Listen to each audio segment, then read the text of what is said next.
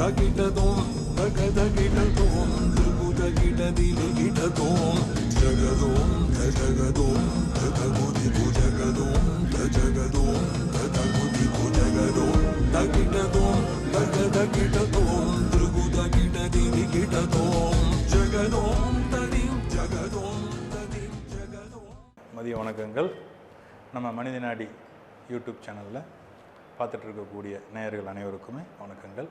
இப்போ இந்த மதிய நேர கருத்தரங்கத்தில் முதல்ல பேசுகிறதுக்காக வருகை தந்திருக்காங்க நம்ம ஜோதிட சகோதரி மீனாட்சி பரமகுரு. அவங்க வழிகாட்டி ஜோதிடர்னு சொல்லி மக்கள் மத்தியில் பெயர் வாங்கினவங்க. அவங்க பார்த்திங்கன்னா ஃபேஸ்புக்கில் ஆல்ரெடி நிறைய பேருக்கு நல்லா தெரியும். அவங்கள இந்த ஜோதிட உலகிலையுமே பார்த்திங்கன்னா மக்கள்கிட்ட ரொம்ப பேர் வாங்கினவங்க, ரொம்ப பிரபலமானவங்க அப்படின்னு சொல்லலாம். அதுவும் ஒரு ஃபேமிலியில் ஒரு சகோதரியாக, எப்படிங்க ஃபேமிலியில் ஒரு சகோதரியாக கூட இருந்து வழிகாட்டக்கூடிய ஒரு ஜோதிட சகோதரி அவங்க. இவங்களை பற்றி சொல்லணும்னா, பெண்களோட வாழ்க்கையில் இருக்கக்கூடிய பிரச்சனைகளை, ரொம்ப பர்சனல் லைஃப்பில் இருக்கக்கூடிய பிரச்சனைகளெல்லாம் வந்து மனம் விட்டு யார்கிட்ட சொல்லி நம்ம கரெக்டான ஒரு கைடன்ஸ் தேடலாம் அப்படின்னு பார்த்தா, அதுக்கு முதல்ல வந்து மேடத்தை தான் பரிந்துரை செய்யணும். அந்தளவுக்கு எவ்வளவோ பேர் எனக்கு தெரிஞ்சே வந்து பார்த்திங்கன்னா, எனக்கு வந்து ஜோதிடத்துறையில் அவங்க சீனியரு, இப்போவும் சீனியர் தான் கூப்பிடுவேன். இவங்க பார்த்திங்கன்னா எவ்வளோ பேருக்கு வாழ்க்கையில் ஏகப்பட்ட பிரச்சனையை இப்படி தான் பொறுமையாக இருந்து டீல் பண்ணணும், எந்தெந்த கிரக பிரச்சனைக்கு என்னென்னலாம் வழிபாடு பண்ணணும் அப்படிங்கிறத ரொம்ப தெளிவாக துல்லியமாக சொல்லக்கூடியவங்க. இன்றைக்கி வந்து அவங்க பேசக்கூடிய வந்திருக்க தலைப்பு பார்த்திங்கன்னா, உங்கள் ஜாதகம் யோக ஜாதகமா? யாருக்கு தெரியும்? நல்லா இருந்தால் யோக ஜாதகம், கஷ்டப்பட்டால் கஷ்டமான ஜாதகமா? அது எப்படி தெரிஞ்சுக்கலாம்? அப்படி கஷ்டமாக இருக்கக்கூடிய ஜாதகமாக இருந்தால், அதாவது யோகம் இல்லாத ஜாதகமாக இருந்தால் அதை எப்படி செயல்படுத்தணும், யோகமாக இருக்கக்கூடிய ஜாதகமாக இருந்தால் அதை எப்படி செயல்படுத்தணும் அப்படிங்கிறத பற்றி பேச வந்திருக்காங்க. வாங்க சீனியர், உங்களோட கருத்துக்களை சிறப்பாக கொடுப்பீங்க அப்படிங்கிறது. மனிதநாடி அஸ்ட்ராலஜி பிரபஞ்ச ஜோதிட ஆராய்ச்சி மையம் நடத்தக்கூடிய மாதாந்திர கருத்தரங்கம். சகோதரர் திரு பொள்ளாச்சி நாடி சரவணா அவர்களுக்கு முதல் கண் என் இனிய வணக்கம். இவ்வளோ, அதாவது ரொம்ப பெரிய சீனியர்லாம் இல்லைப்பா அவருக்கு. நான் ஒரு 6 months பிஃபோர் ஆஃப்டர், அவ்வளோதான். நான் வந்து 2000 எப்போ நம்ம ஜாயின் பண்ணமோ அதுலேருந்து வந்து பார்க்கும்போது இவர் எனக்கு ஒரு 6 months அடுத்த செட்டில் வந்து இவங்க பூங்கொடி எல்லாருமே வந்து ஜாயின் பண்ணாங்க. ஸோ அந்தளவுக்கு தான் சீனியர். மற்றபடி வந்து நம்மளை விட வந்து இப்போ அவங்க நிறைய மெத்தட்ஸ் எல்லாம் படித்து, நாங்கள் கூட வந்து பார்த்திங்கன்னா நிறைய வெளியில் போய் நிறைய மெத்தட்ஸ் எல்லாம் கற்றுக்கல. பட் அவங்க வந்து நிறைய மெத்தட்ஸ் எல்லாம் கற்றுக்கிட்டு தன்னை நிறைய இம்ப்ரூவைஸ் பண்ணி இப்போ வந்து ஒரு தனியாக ஒரு இன்ஸ்டியூட் அளவுக்கு நிறைய மாணவர்களை உருவாக்கக்கூடிய ஒரு தன்மை வந்து வந்திருக்கு அப்படின்னு சொன்னால், முதல்ல நிச்சயமாக அதுக்கு வந்து ஒரு ஹாட்ஸ்அப். ஏன்னா ஒரு சிறப்பான ஒரு பரிணாமம். ஏன்னா நம்ம வந்து பிறந்தோம், ஏதோ நம்ம இருக்கோம், ஏதோ வளர்கிறோம், ஏதோ போயிட்டுருக்கு லைஃபு, அது வந்து வாழ்க்கையே கிடையவே கிடையாது. எப்பயுமே வந்து நமக்குன்னு ஒரு இலக்கு இருக்கணும். அது என்னவானா இருக்கட்டும், பெண்களாக இருக்கட்டும் ஆண்களாக இருக்கட்டும், பிறந்தோம் அதில் வந்து நம்ம ஏதோ ஒரு சாதிக்கணும், ஏதோ ஒரு விஷயம். நீங்கள் என்ன துறையில் இருக்கீங்களோ அந்த துறை சார்ந்த ரீதியாவது ஒரு 10 பேர்த்துக்காவது உங்களை தெரியணும். அப்போ தான் நீங்கள் வந்து ஓரளவுக்காவது உங்கள் ஜாதகம் யோகம். இப்போ நம்ம இன்றைக்கி பேசக்கூடிய தலைப்பு கூட என்னது, யோக ஜாதகம்னு தான். அப்போ யோகம் அப்படிங்கிற விஷயம் எப்படி வரும்? முதல்ல நம்ம வெளிப்படுத்த தயங்கக்கூடாது. எந்த இடத்துலையுமே வந்து உங்களுக்கு எவ்வளவு சான்ஸ் கிடைக்குதோ, so make hay while the சன்ஷைன்னு சொல்லுவோம். எப்போ உங்களுக்கு காற்றுள்ள போதே தூற்றிக்கொள்னு சொல்லக்கூடிய இந்த பழமொழி தான். அப்போ அவர் வந்து சிறப்பான ஒரு தன்னை வந்து அடுத்தடுத்த லெவலுக்கு வந்து பரிணாமம் பண்ணி கொண்டு வந்திருக்கிறாரு.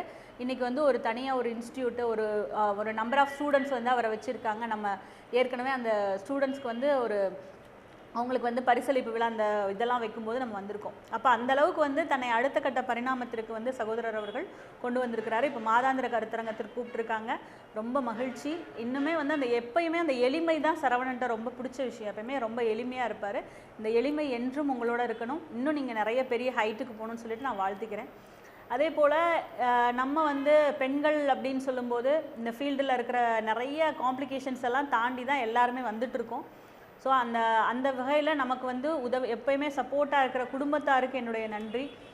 அதே போல் இதை வந்து நம்ம யூடியூப்பில் பார்த்துட்ருக்கோம். இதுக்கு வந்து நமக்கு பண்ணி கொடுக்குற டெக்னீஷியன்ஸ்க்கும் அவங்களுக்கும் நன்றி.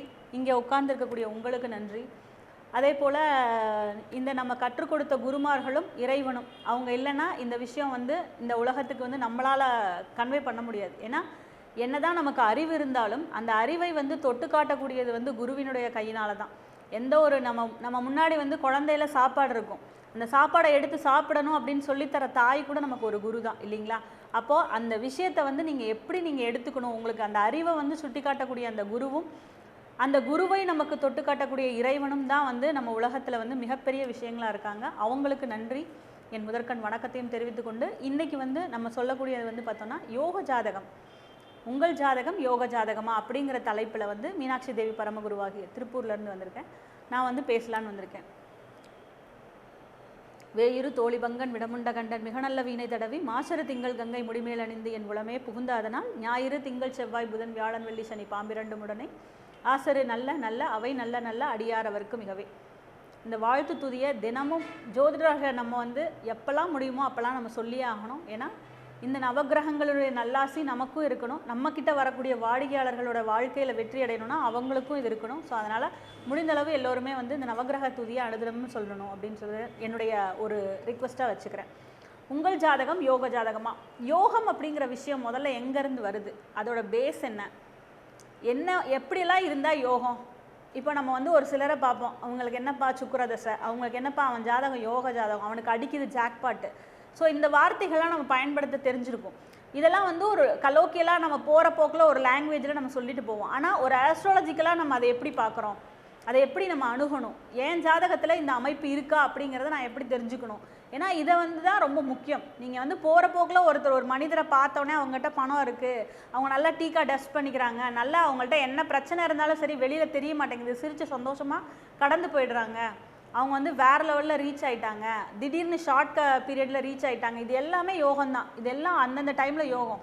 ரொம்ப வந்து ஒரு வறுமையான நிலையில் இருப்பார், ஒரு லாட்ரி வாங்குவார், அவருக்கு பயங்கரமான ஒரு யோகம் ஹிட் ஆகிடும், நிறைய பணம், அவருக்கு என்ன பண்ணுறதுனே தெரியாத ஒரு பணம் வந்து திக்குமுக்காடிடும். அந்த காலத்தில் பார்ப்பாங்க, நடந்து போயிட்டு இருப்பார் ரோட்டில் ஒருத்தர், யானை கையில் மாலை கொடுத்துருப்பாங்க, அந்த மாலையை கொண்டு வந்து யானை வந்து அவர் கழுத்தில் போட்டுரும். இது ஒரு யோகம். பிச்சைக்காரியாக இருப்பார், நம்ம கூட படத்தில் பார்த்துருப்போம். ஒரு படத்தில் இந்த கேஆர் விஜயா வந்து அவங்க தெருவில் இருப்பாங்க, அவங்க கழுத்தில் வந்து யானை மாலை போட்டுரும், அவங்க ராணியாய் அவங்க என்னென்ன பாடுபடுத்துகிறாங்க, அது வேறு டிபார்ட்மெண்ட்டு. ஆனால் அந்த யோகம்ங்கிற விஷயம் தெருவில் இருக்கிறவங்கள கூட கோபுரத்தில் கொண்டு உட்கார வைக்க வேண்டியது தான் அந்த யோகம். அப்போ அந்த யோகம் எப்படி செயல்படுகிறது, அந்த யோகம் ஜாதகத்தில் என்னவாக இருக்கிறது, எங்கு பொதிந்திருக்கிறது, எப்போது வெளிப்பட காத்திருக்கிறது, இதெல்லாம் தான் ரொம்ப முக்கியமான விஷயம். அப்போ என் ஜாதகத்தில் இப்படி இருக்கா, யோகம்னு இருந்தால் அதுக்கு பங்கம்னு ஒன்று இருக்கும். அப்போ நமக்குலாம் என்ன செய்யும், சில நேரத்தில் அந்த யோகம் பங்கமாயிரும். அப்போ அந்த பங்கம் இருக்கா, அதையும் நம்ம வந்து பார்க்கணும். ஏன்னா ஜோதிடத்துறையில் எவ்வளவு விதிகள் இருக்கிறதோ அவ்வளவு விதி விலக்குகளும் இருக்கிறது அப்படிங்கிறது தான் உண்மை. அப்போது இந்த யோகங்கள் எப்படி இருக்குது, எப்படி செயல்படுது, முக்கியமான விஷயம் வந்து இது. அப்போ நம்ம முதல்ல வந்து பார்த்தோன்னா நம்முடைய லக்னம் 5ஆம் இடம் 9ஆம் இடம் இந்த மூணுமே வந்து ஒரு திரிகோண அமைப்பில் வந்து செயல்படுது. இந்த திரிகோண அமைப்பை வந்து நல்லா உற்று கவனிச்சோன்னாலே தெரிஞ்சிடும் உங்கள் ஜாதகத்தில் என்ன யோகம் இருக்குது, எவ்வளவு தரமான ஆள் சொல்லுவாங்க இல்லையா, இவன் தரமான ஆளுப்பா அப்படின்னு சொல்லுவாங்க. அந்த தரம் அப்படிங்கிற விஷயம், எடை போடுகிற விஷயம் வந்து இந்த 3 பாவகங்களை வைத்துத்தான் சொல்லப்பட்டிருக்கிறது. முக்கியமான இந்த 3 பாவகங்களில் நீங்கள் காலபுருஷ தத்துவத்தில் எடுத்துக்கோங்க, தர்ம கோணங்களாக சித்தரிக்கப்படுகிற இந்த 3 பாவங்களும் ஒரு மனிதனுக்கு மிகச் சிறப்பாக இருக்கணும். ஏன்னா மேஷ சிம்ம தனுர், அதுக்கப்புறம் நமக்கு வந்து தனித்தனியாக ஒரு லக்னம், நம்ம பிறந்த லக்னம் என்னவோ அதுக்கு நம்ம எடுத்துக்கணும். ஆனால் காலபுருஷ தத்துவப்படி மேஷ சிம்ம தனுர் இந்த 3 கிரகங்களுமே உங்கள் ஜாதகத்தில் எப்படி இருக்குது இதை ஃபஸ்ட்டு நீங்கள் எடுக்கணும். அப்புறம் உங்களுடைய லக்னத்துக்கு 1, 5, 9 எப்படி இருக்குது, இதை பொறுத்து தான் உங்களுடைய தரம் உங்களுடைய ஜாதகத்தில் நிர்ணயம் பண்ணப்பட்டிருக்கு அப்படிங்கிறது தான் மறுக்க முடியாத உண்மை. எங்கே போனாலும் நீங்கள் எவ்வளவு மாற்றி பேசினாலும் இதுதான் உண்மை. ஏன்னு சொன்னால் ஒரு ஜாதகம் அப்படின்னு சொல்லி எடுக்கும்போது முதல்ல லக்னாதிபதி மிகச்சிறந்த நிலையில் இருக்கணும். வலு குறைந்தோ இல்லை சங்கடம் ஒரு வக்ர நிலையிலையோ ஒரு தேவையில்லாத ஒரு பிரச்சனைக்குரிய நிலையில் லக்னாதிபதி இருக்கக்கூடாது. அவருக்கு பாவக்கத்திரி நிலைகளோ இல்லை அவரை வந்து லாக் பண்ணுறது. பாவக்கத்திரினா என்ன, நீங்கள் ரொம்ப நல்லவனாக இருப்பீங்க, உங்கள் பெஞ்சில் இருக்கிற எல்லா ஸ்டூடெண்ட்ஸும் உங்களை விட மோசமானவனாக இருப்பான். ஒன்று அவனை வந்து நீங்கள் கண்ட்ரோல் பண்ணிகிட்டே இருக்கணும், இல்லை எல்லா பையனையும் சேர்ந்து நம்மளை அமுக்கிவிடுவாங்க. இதெல்லாம் இன்னும் நிறைய ஓப்பனாக சொல்லணுன்னா பாருக்கு போவாங்க, எல்லாரும் தண்ணி அடிப்பான், ஒரே ஒருத்தன் வந்து சும்மா உட்காந்துருப்பான். எதுக்கு, அவனுங்களை பூரா பத்திரமா கொண்டு வீடு சேர்க்குறவன். அப்போது நீ நல்லவனாக இருக்க ஓகே, ஆனால் உன் கூட இருக்கவனை பூரா இந்த உலகம் என்ன சொல்லிகிட்டு இருக்கும். இதுதான் லக்னாதிபதியோட நிலை. அவர் பாவக்கத்திரி வாங்கியிருந்தால் இப்படி தான் இருக்கும். நம்மளை சுற்றி இருக்க ஆள் பூரா இப்படி தான் இருப்பாங்க. அப்போ நம்ம ஜாதகம் பார்க்கும்போது கூட கேட்கலாம், ஏங்க உங்களை சுற்றி இருக்க ஆளுங்க பூரா இந்த டிசைனில் இருக்காங்களா அப்படின்னு கேட்டாலே அவங்க சொல்லிடுவாங்க, ஆமாங்க எப்படிங்க அப்படின்னா இதான் விஷயம். அப்போ லக்னாதிபதியை சுற்றி இருக்கக்கூடிய கிரகங்கள் கூட இந்த விஷயத்தை நிர்ணயம் பண்ணுது. அப்போ அவங்க எப்படி இருக்காங்க அதில் தான் அவங்களுடைய தரம் இருக்கிறது. அப்போது ஒரு கிரகம் அந்த லக்னாதிபதியோட ஒரு 2-3 கிரகம் சேர்ந்துருச்சு, இந்த இடத்துல யுத்தம் நடக்குதா, அந்த யுத்தத்தில் யார் வெற்றி பெறா, உங்கள் லக்னாதிபதி வெற்றி பெறுகிறாரா இல்லை வேற கிரகம் வெற்றி பெறுதா, இவ்வளோ விஷயம் பார்க்கணும். அப்போ இதையெல்லாம் தாண்டி வெளியில் வரும்போது தான் லக்னாதிபதியினுடைய தரத்தை வந்து நம்ம நிர்ணயம் பண்ண முடியுது. இது போகத்தான் இதே மாதிரி தான் 5ஆம் அதிபதி 9ஆம் அதிபதி, 5ஆம் இடம் 9ஆம் இடம். 5ஆம் இடம் என்னவா வருது, அதிபதி எப்படி இருக்காரு, 9ஆம் இடம் என்னவா வருது லக்னத்தில், அவங்களோட அந்த அதிபதி எப்படி உட்கார்ந்துருக்காங்க. ஸோ இது எல்லாம் இந்த 3ஐயும் ஃபஸ்ட்டு வந்து நம்ம எடுத்து வச்சுக்கணும். இது போக நான் சொன்ன மாதிரி மேஷ சிம்ம தனுருங்கிறது காலபுருஷ தத்துவத்தினுடைய அமைப்பு. அந்த அமைப்பில் இவங்க 3 பேர் எப்படி இருக்காங்க, ஏன் அப்படின்னா இந்த சூரியனும் குருவும் ரொம்ப நம்மளோட வாழ்க்கையில் வந்து இன்றியமையாத விஷயங்களை செய்யக்கூடிய அற்புதங்களை நிகழ்த்தக்கூடிய கிரகங்கள். பொதுவாகவே சூரிய சந்திரர்கள் வந்து பார்த்திங்கன்னா ஒளி கிரக வரிசையில் வர்றதுனால உங்களுக்கு நம்ம அதனால தான் சாஸ்திரத்தில் சொல்கிறோம், அப்பா அம்மா அப்படிங்கிறவங்க ரொம்ப இம்பார்ட்டண்ட்டான ஒரு பர்சன்ஸ். இன்றைக்கி வந்து கலியுகம் ஆயிடுச்சு, நிறைய பேர் வந்து அந்த ஏறி வந்த ஏணியை உதைப்பது போல் தாயும் தகப்பனாரை மதிக்கிறதே கிடையாது. நிறைய பேர் வந்து படிக்கிறதுல ஃப்ரெண்ட்ஸ் தான் இம்பார்ட்டண்ட்டு, அம்மா அப்பா அப்படிங்கிற அந்த ஒரு விஷயத்தையே வந்து கவனிக்கிறதே கிடையாது. ஏன் அப்படின்னு கேட்டால் அவங்க அசால்ட்டாக இப்போ இந்த லாங்குவேஜில் சொல்கிறாங்க, பூமர் நீங்களாம் அவுட்டேட்டடு, நீங்கள் எங்கள் இதுக்கு ஈக்குவலாக வர்றதில்லை அப்படின்னு சொல்கிறாங்க. அதை ஈக்குவலாக இருந்தாங்கன்னா என்ன பண்ணுறாங்க, ஃப்ரெண்டு மாதிரி ட்ரீட் பண்ணி கையை அப்படியே கழுத்தை சுற்றி போட்டுட்டு இவங்களோட ஈக்குவலாக ட்ரீட் பண்ணுறேன்ற பேரில் என்னென்னவோ சொல்லிட்டு இருக்காங்க. ஆனால் குழந்தைங்க வந்து அந்த காலத்தில் ஒரு தாய் தகப்பனை அவ்வளோ மதிச்சிருந்துருக்குறாங்க. அதை வந்து இன்னும் எவ்வளோ கண்டினியூ பண்ணுறீங்களோ அந்தளவுக்கு உங்கள் ஜாதகத்துலேயும் சூரியன் சந்திரன் நல்லாயிருக்கும். அப்போ அது வீக்காக இருக்க போய் தான் நம்ம என்ன பண்ணுறாங்க, அந்த பேரண்ட்ஸை வந்து அவங்களால சரியாக இது பண்ண முடியறதில்ல. அப்போ ஒளி கிரகங்களுடைய தன்மை ஜாதகத்தில் ரொம்ப நல்லா இருக்கணும். அப்படி இருந்தால் தான் ஒரு சிறந்த தாய் தகப்பனாக அந்த குழந்தைக்கு வந்து கிடப்பாங்க அப்படிங்கிறது தான் உண்மை. இந்த குழந்தை எப்படி வேணா இருக்கட்டும், ஆனால் அந்த அப்பா அம்மா ரொம்ப நல்லா இருந்தாங்கன்னா இந்த குழந்தைய எப்படியாவது முன்னுக்கு கொண்டு வந்து விடுவாங்க. ஸோ அந்த பையன் வந்து ஒரு கோமாளியாகவே இருந்தாலும் அவனுக்கு ஒரு கல்யாணம் பண்ணி பார்க்கணுன்னு நினைப்பாங்க அம்மா. அப்போ அந்த பையனோட கோமாளித்தனத்தை கண்ட்ரோல் பண்ணி அந்த பொண்ணை வந்து கல்யாணம் பண்ணி வைக்கிறதுக்குள்ளே இந்த அம்மாவுக்கு போதும் ஆகிடும். ஏன் இந்த இடத்துல வந்து இந்த பையன் இவ்வளோதான் அப்படிங்கிறது மாதிரி விடலை, ஏன்னா எந்த தாய்க்கும் அந்த மாதிரி ஒரு மனசு வராது. அப்போ அந்த சந்திரன்கிற கிரகம் ரொம்ப இம்பார்ட்டண்ட்டு, சூரியன்கிற கிரகம் ரொம்ப இம்பார்ட்டண்ட். அப்போ இந்த ஒளி கிரகங்கள் நல்லா இருக்கணும். இது போக உங்களோட ஜாதகத்தில் 4ஆம் அதிபதியும் 9ஆம் அதிபதியும் நல்லா இருக்கணும். ஏன், 4ஆம் அதிபதி தான் உங்களுடைய தாய்க்கு காரகர், 9ஆம் அதிபதிங்கிறவர் தான் தந்தைக்கு காரகர். அப்போ இந்த கிரகங்களும் நல்லா இருந்துச்சுன்னா உங்களுக்கு ரொம்ப நல்ல அப்பா அம்மா இருப்பாங்க, உங்களை பேம்பர் பண்ணிகிட்டே இருப்பாங்க. இதில் கொஞ்சம் ஓவர் டோஸான அப்பா அம்மானா என்ன பண்ணுவாங்க, நம்ம சுப்பிரமணியம் படத்தில் வர மாதிரி கையை பிடிச்சி எல்லா இடத்துலையும் கூட்டிகிட்டு போயிட்டு வந்துட்டு இருப்பார், ஷர்ட்டு கூட அவர் தான் வாங்கி தருவார். ஸோ இதுதான் வந்து அப்பா அம்மா வந்து நம்மளை பேம்பர் பண்ணுற ஒரு தன்மை. அதுக்கும் நம்ம ஜாதகத்தில் வந்து ஒரு அமைப்புகள் வந்து கண்டிப்பாக அப்படி இருக்கும். அப்போது இந்த கிரகங்களுடைய அமைப்பு இது வந்து ரொம்ப நல்லா இருக்குது. அப்புறம் அதே மாதிரி யோகமாக இருக்கட்டும், அதே மாதிரி பாக்கியமும் சரி, 5ஆம் இடம் வந்து உங்களுடைய அந்த யோகத்தை சொல்லக்கூடிய அமைப்பு. நீங்கள் போன பிறவியில் என்ன பண்ணிட்டு வந்தீங்க, அந்த 9ஆம் இடம்ங்கிறது உங்களுடைய பாக்கியம். அப்போ இந்த 2 விஷயமும் ஒரு நல்ல ஹார்மோனியில் இருந்தால் மட்டும்தான் உங்களோட பூர்வ புண்ணியம் தான் உங்களுக்கு யோகத்தை தரும். அதனால தான் அந்த காலத்தில் பெரியவங்க ஒரு ஊரில் பிறந்த ஊரை விட்டு வெளியில் போகிறத அவமானமாக நினச்சாங்க. இன்றைக்கி நம்மக்கிட்ட வர ஜாதகம் எப்படி இருக்குது, ஏங்க எனக்கு வெளிநாட்டு யோகம் இருக்கா, வெளிநாட்டு யோகம் இல்லையா, அது பேர் பரதேச யோகம். பரதேச யோகம்ங்கிறது என்ன, பிறந்த ஊரை விட்டு பழப்புக்காக வெளியில் போகிறது. அதை வந்து இந்த காலத்தில் ரொம்ப பெருமையாக நினச்சிக்கிறோம். அதுக்கு காரணம் என்ன, பணம், ராகு, மோகம், மாயம், இது எல்லாம் வந்து நம்மளை வந்து அதை நோக்கி நகர்த்தி கொண்டு போயிட்டுருக்கு. ஆனால் அந்த காலத்தில் இந்த ஒரு அந்த ஊரை விட்டு வெளியில் கொண்டு போய் விடுறாங்கன்னு சொன்னாலே பயப்படுவாங்க, அழுவாங்க. ஒரு ராஜா வந்து ஏதாவது ஒரு குற்றம் பண்ணிட்டாங்க, உன்னை வந்து பரதேசத்தில் கொண்டு போய் விடுறேன்னு சொல்லிட்டாலே பயப்படுவாங்க, வேண்டாங்கன்னு சொல்லி இது பண்ணுவாங்க. அப்போது அந்த 5ஆம் இடம்னு சொல்லக்கூடிய அந்த பூர்வ புண்ணியத்தை விட்டு நாம் நகரும் போதே நம்முடைய யோகம் கொஞ்சம் அங்கே வந்து வீக் ஆகுதுன்னு அர்த்தம். இதுக்கு நம்ம கேட்கலாம், பெண்களை வந்து ஏங்க நீங்கள் வந்து பிறந்த இடத்த விட்டு பெண்கள் போய் தானங்க ஆகணும் அப்படின்னு சொல்லிட்டு. அதுக்கு வந்து உங்களுக்கு தான், அதனால தான் பாக்கியத்தை பாருங்கன்னு சொல்லியிருக்கு. 9ஆம் இடம் பெண்களுக்கு வந்து பாக்கியம்னு சொல்லக்கூடிய இடம். அப்போ இந்த பெண்களுக்கு அந்த பாக்கியஸ்தானம் ரொம்ப நல்லா இருக்கப்ப இந்த பெண்ணால் அந்த குடும்பமும், இந்த பெண் போனதுக்கப்புறம் அந்த குடும்பம் நல்லா இருக்கும், அதே மாதிரி அந்த குடும்பத்துக்கு இந்த பெண் வரவு வந்ததுனால ரொம்ப சிறப்பாக இருக்கும். அப்போ இப்படிப்பட்ட ஜாதகங்கள் ரொம்ப உயர்வான ஜாதகங்கள். அதனால தான் சில பேர் வந்து இந்த பொண்ணோட ராசியை வந்து அவ்வளோ பார்ப்பாங்க. அதுவும் இந்த சவுத் சைடெல்லாம் போயிட்டிங்கன்னா என்ன பண்ணுவாங்கன்னா, இந்த ருது ஜாதகம்னு ஒன்று வச்சுக்குவாங்க. ருது ஜாதகத்துக்கு இம்பார்ட்டன்ஸ் கொடுப்பாங்க. ஸோ ருது ஜாதகத்துக்கு இம்பார்ட்டன்ஸ் இருக்குது, நான் இல்லைன்னு மறுக்கவே இல்லை. ஆனால் எத்தனை குழந்தைங்களுக்கு வந்து பார்த்தோன்னா இப்போ அந்த நாலேஜ் இருக்குது, பர்ஃபெக்டான டைம் அப்படிங்கிறது வந்து நிறைய பேருக்கு தெரியல. ஸோ எனக்கு தெரிஞ்ச ஒரு கேஸ்லலாம் வந்து அந்த பொண்ணு பெரிய மனுஷி ஆனதுக்கப்புறம் 1 வாரம் கழிச்சு தான் அவங்க அம்மாவே பார்த்துருக்காங்க. ஏன்னா அந்த பொண்ணு வந்து ஹாஸ்டலேட்டு அந்த பொண்ணுக்கு தெரியல. ஸோ அந்த மாதிரியான நிறைய கேசஸ் எல்லாம் இருக்குது. அதனால நம்மளால் வந்து ருது ஜாதகம் எக்ஸாக்டாக இல்லைனா தயவுசெய்து அதை பிடிச்சி தொங்கிட்டு இருக்கக்கூடாதுங்கிறது தான் என்னோட ஒரு ரிக்வெஸ்ட்டாக நான் இங்கே பதிவு பண்ணிக்கிறேன். ஏன்னு சொன்னால் கேட்ட நட்சத்திரத்தில் ஒரு பொண்ணு ருது ஆயிட்டான்னு சொன்னால் அந்த இடத்துல நீங்கள் நிறைய பரிகாரங்கள் பண்ணாமல் அந்த பொண்ணை கல்யாணம் பண்ணி கொடுக்கக்கூடாதுங்கிறது சாஸ்திரம். அப்போது அந்த சாஸ்திரத்தை சரியாக நம்ம தெரிஞ்சு வச்சுருக்கோம், ஓகே. ஆனால் அதுக்கு பேஸ்மெண்ட்டான அந்த பொண்ணு ருதுவாகிற நேரம் அப்படிங்கிற விஷயத்தை வந்து நீங்கள் சரியாக தெரிஞ்சால் மட்டும்தான் நீங்கள் அந்த சாஸ்திரத்துக்குள்ளே போகணும்.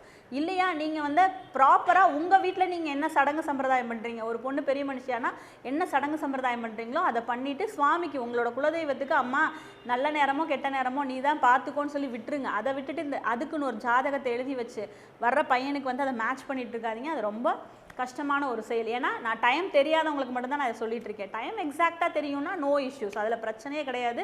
அதற்குண்டான ஒரு வழிபாடுகள் என்னவோ அதை நீங்கள் பண்ணிக்கலாம். ஏன்னா எல்லா விஷயத்துக்குமே சாஸ்திரத்தில் இடம் இருக்குது. ருது சாஸ்திரம் வந்து ரொம்ப இம்பார்ட்டண்ட்டான ஒரு விஷயம். ஒரு பொண்ணு பெரிய மனுஷியாகிறது அவளோட பிறந்த ஜாதகம் எவ்வளோ முக்கியமோ ருது ஜாதகம்ங்கிறது இல்லை அப்படி மறுக்கிறதுக்கு இல்லை, அது இருக்குது அப்படிங்கிறது தான். ஸோ அதுவும் வந்து பார்த்திங்கன்னா உங்களுக்கு யோகமாக இருந்ததுன்னா அந்த பொண்ணு வந்து போகிற வீட்டில் வந்து ரொம்ப சிறப்பாக இருப்பா, அவளோட பேச்சை வந்து எல்லோரும் கேட்பாங்க. இல்லை வந்து அங்கே கண்ட்ரோல்ட் ஆகி போவான். சில பொண்ணுங்க வந்து உண்மையிலே இன்னும் இருக்காங்க, நான் பார்த்துருக்கேன், கண்ட்ரோல் ஆகி போகிறத விரும்புகிறாங்க. அப்போ அந்த கண்ட்ரோல் ஆகி போகிற விரும்பக்கூடிய பொண்ணோட ஜாதகம் எப்படி இருக்கும், எல்லாரையும் கண்ட்ரோல் பண்ணக்கூடிய பொண்ணோட ஜாதகம் எப்படி இருக்கும். ஸோ இதுதான் நீங்கள் நம்ம இந்த இடத்துல கிளாஸிஃபிகேஷன் பண்ண வேண்டிய விஷயமா இருக்கும்.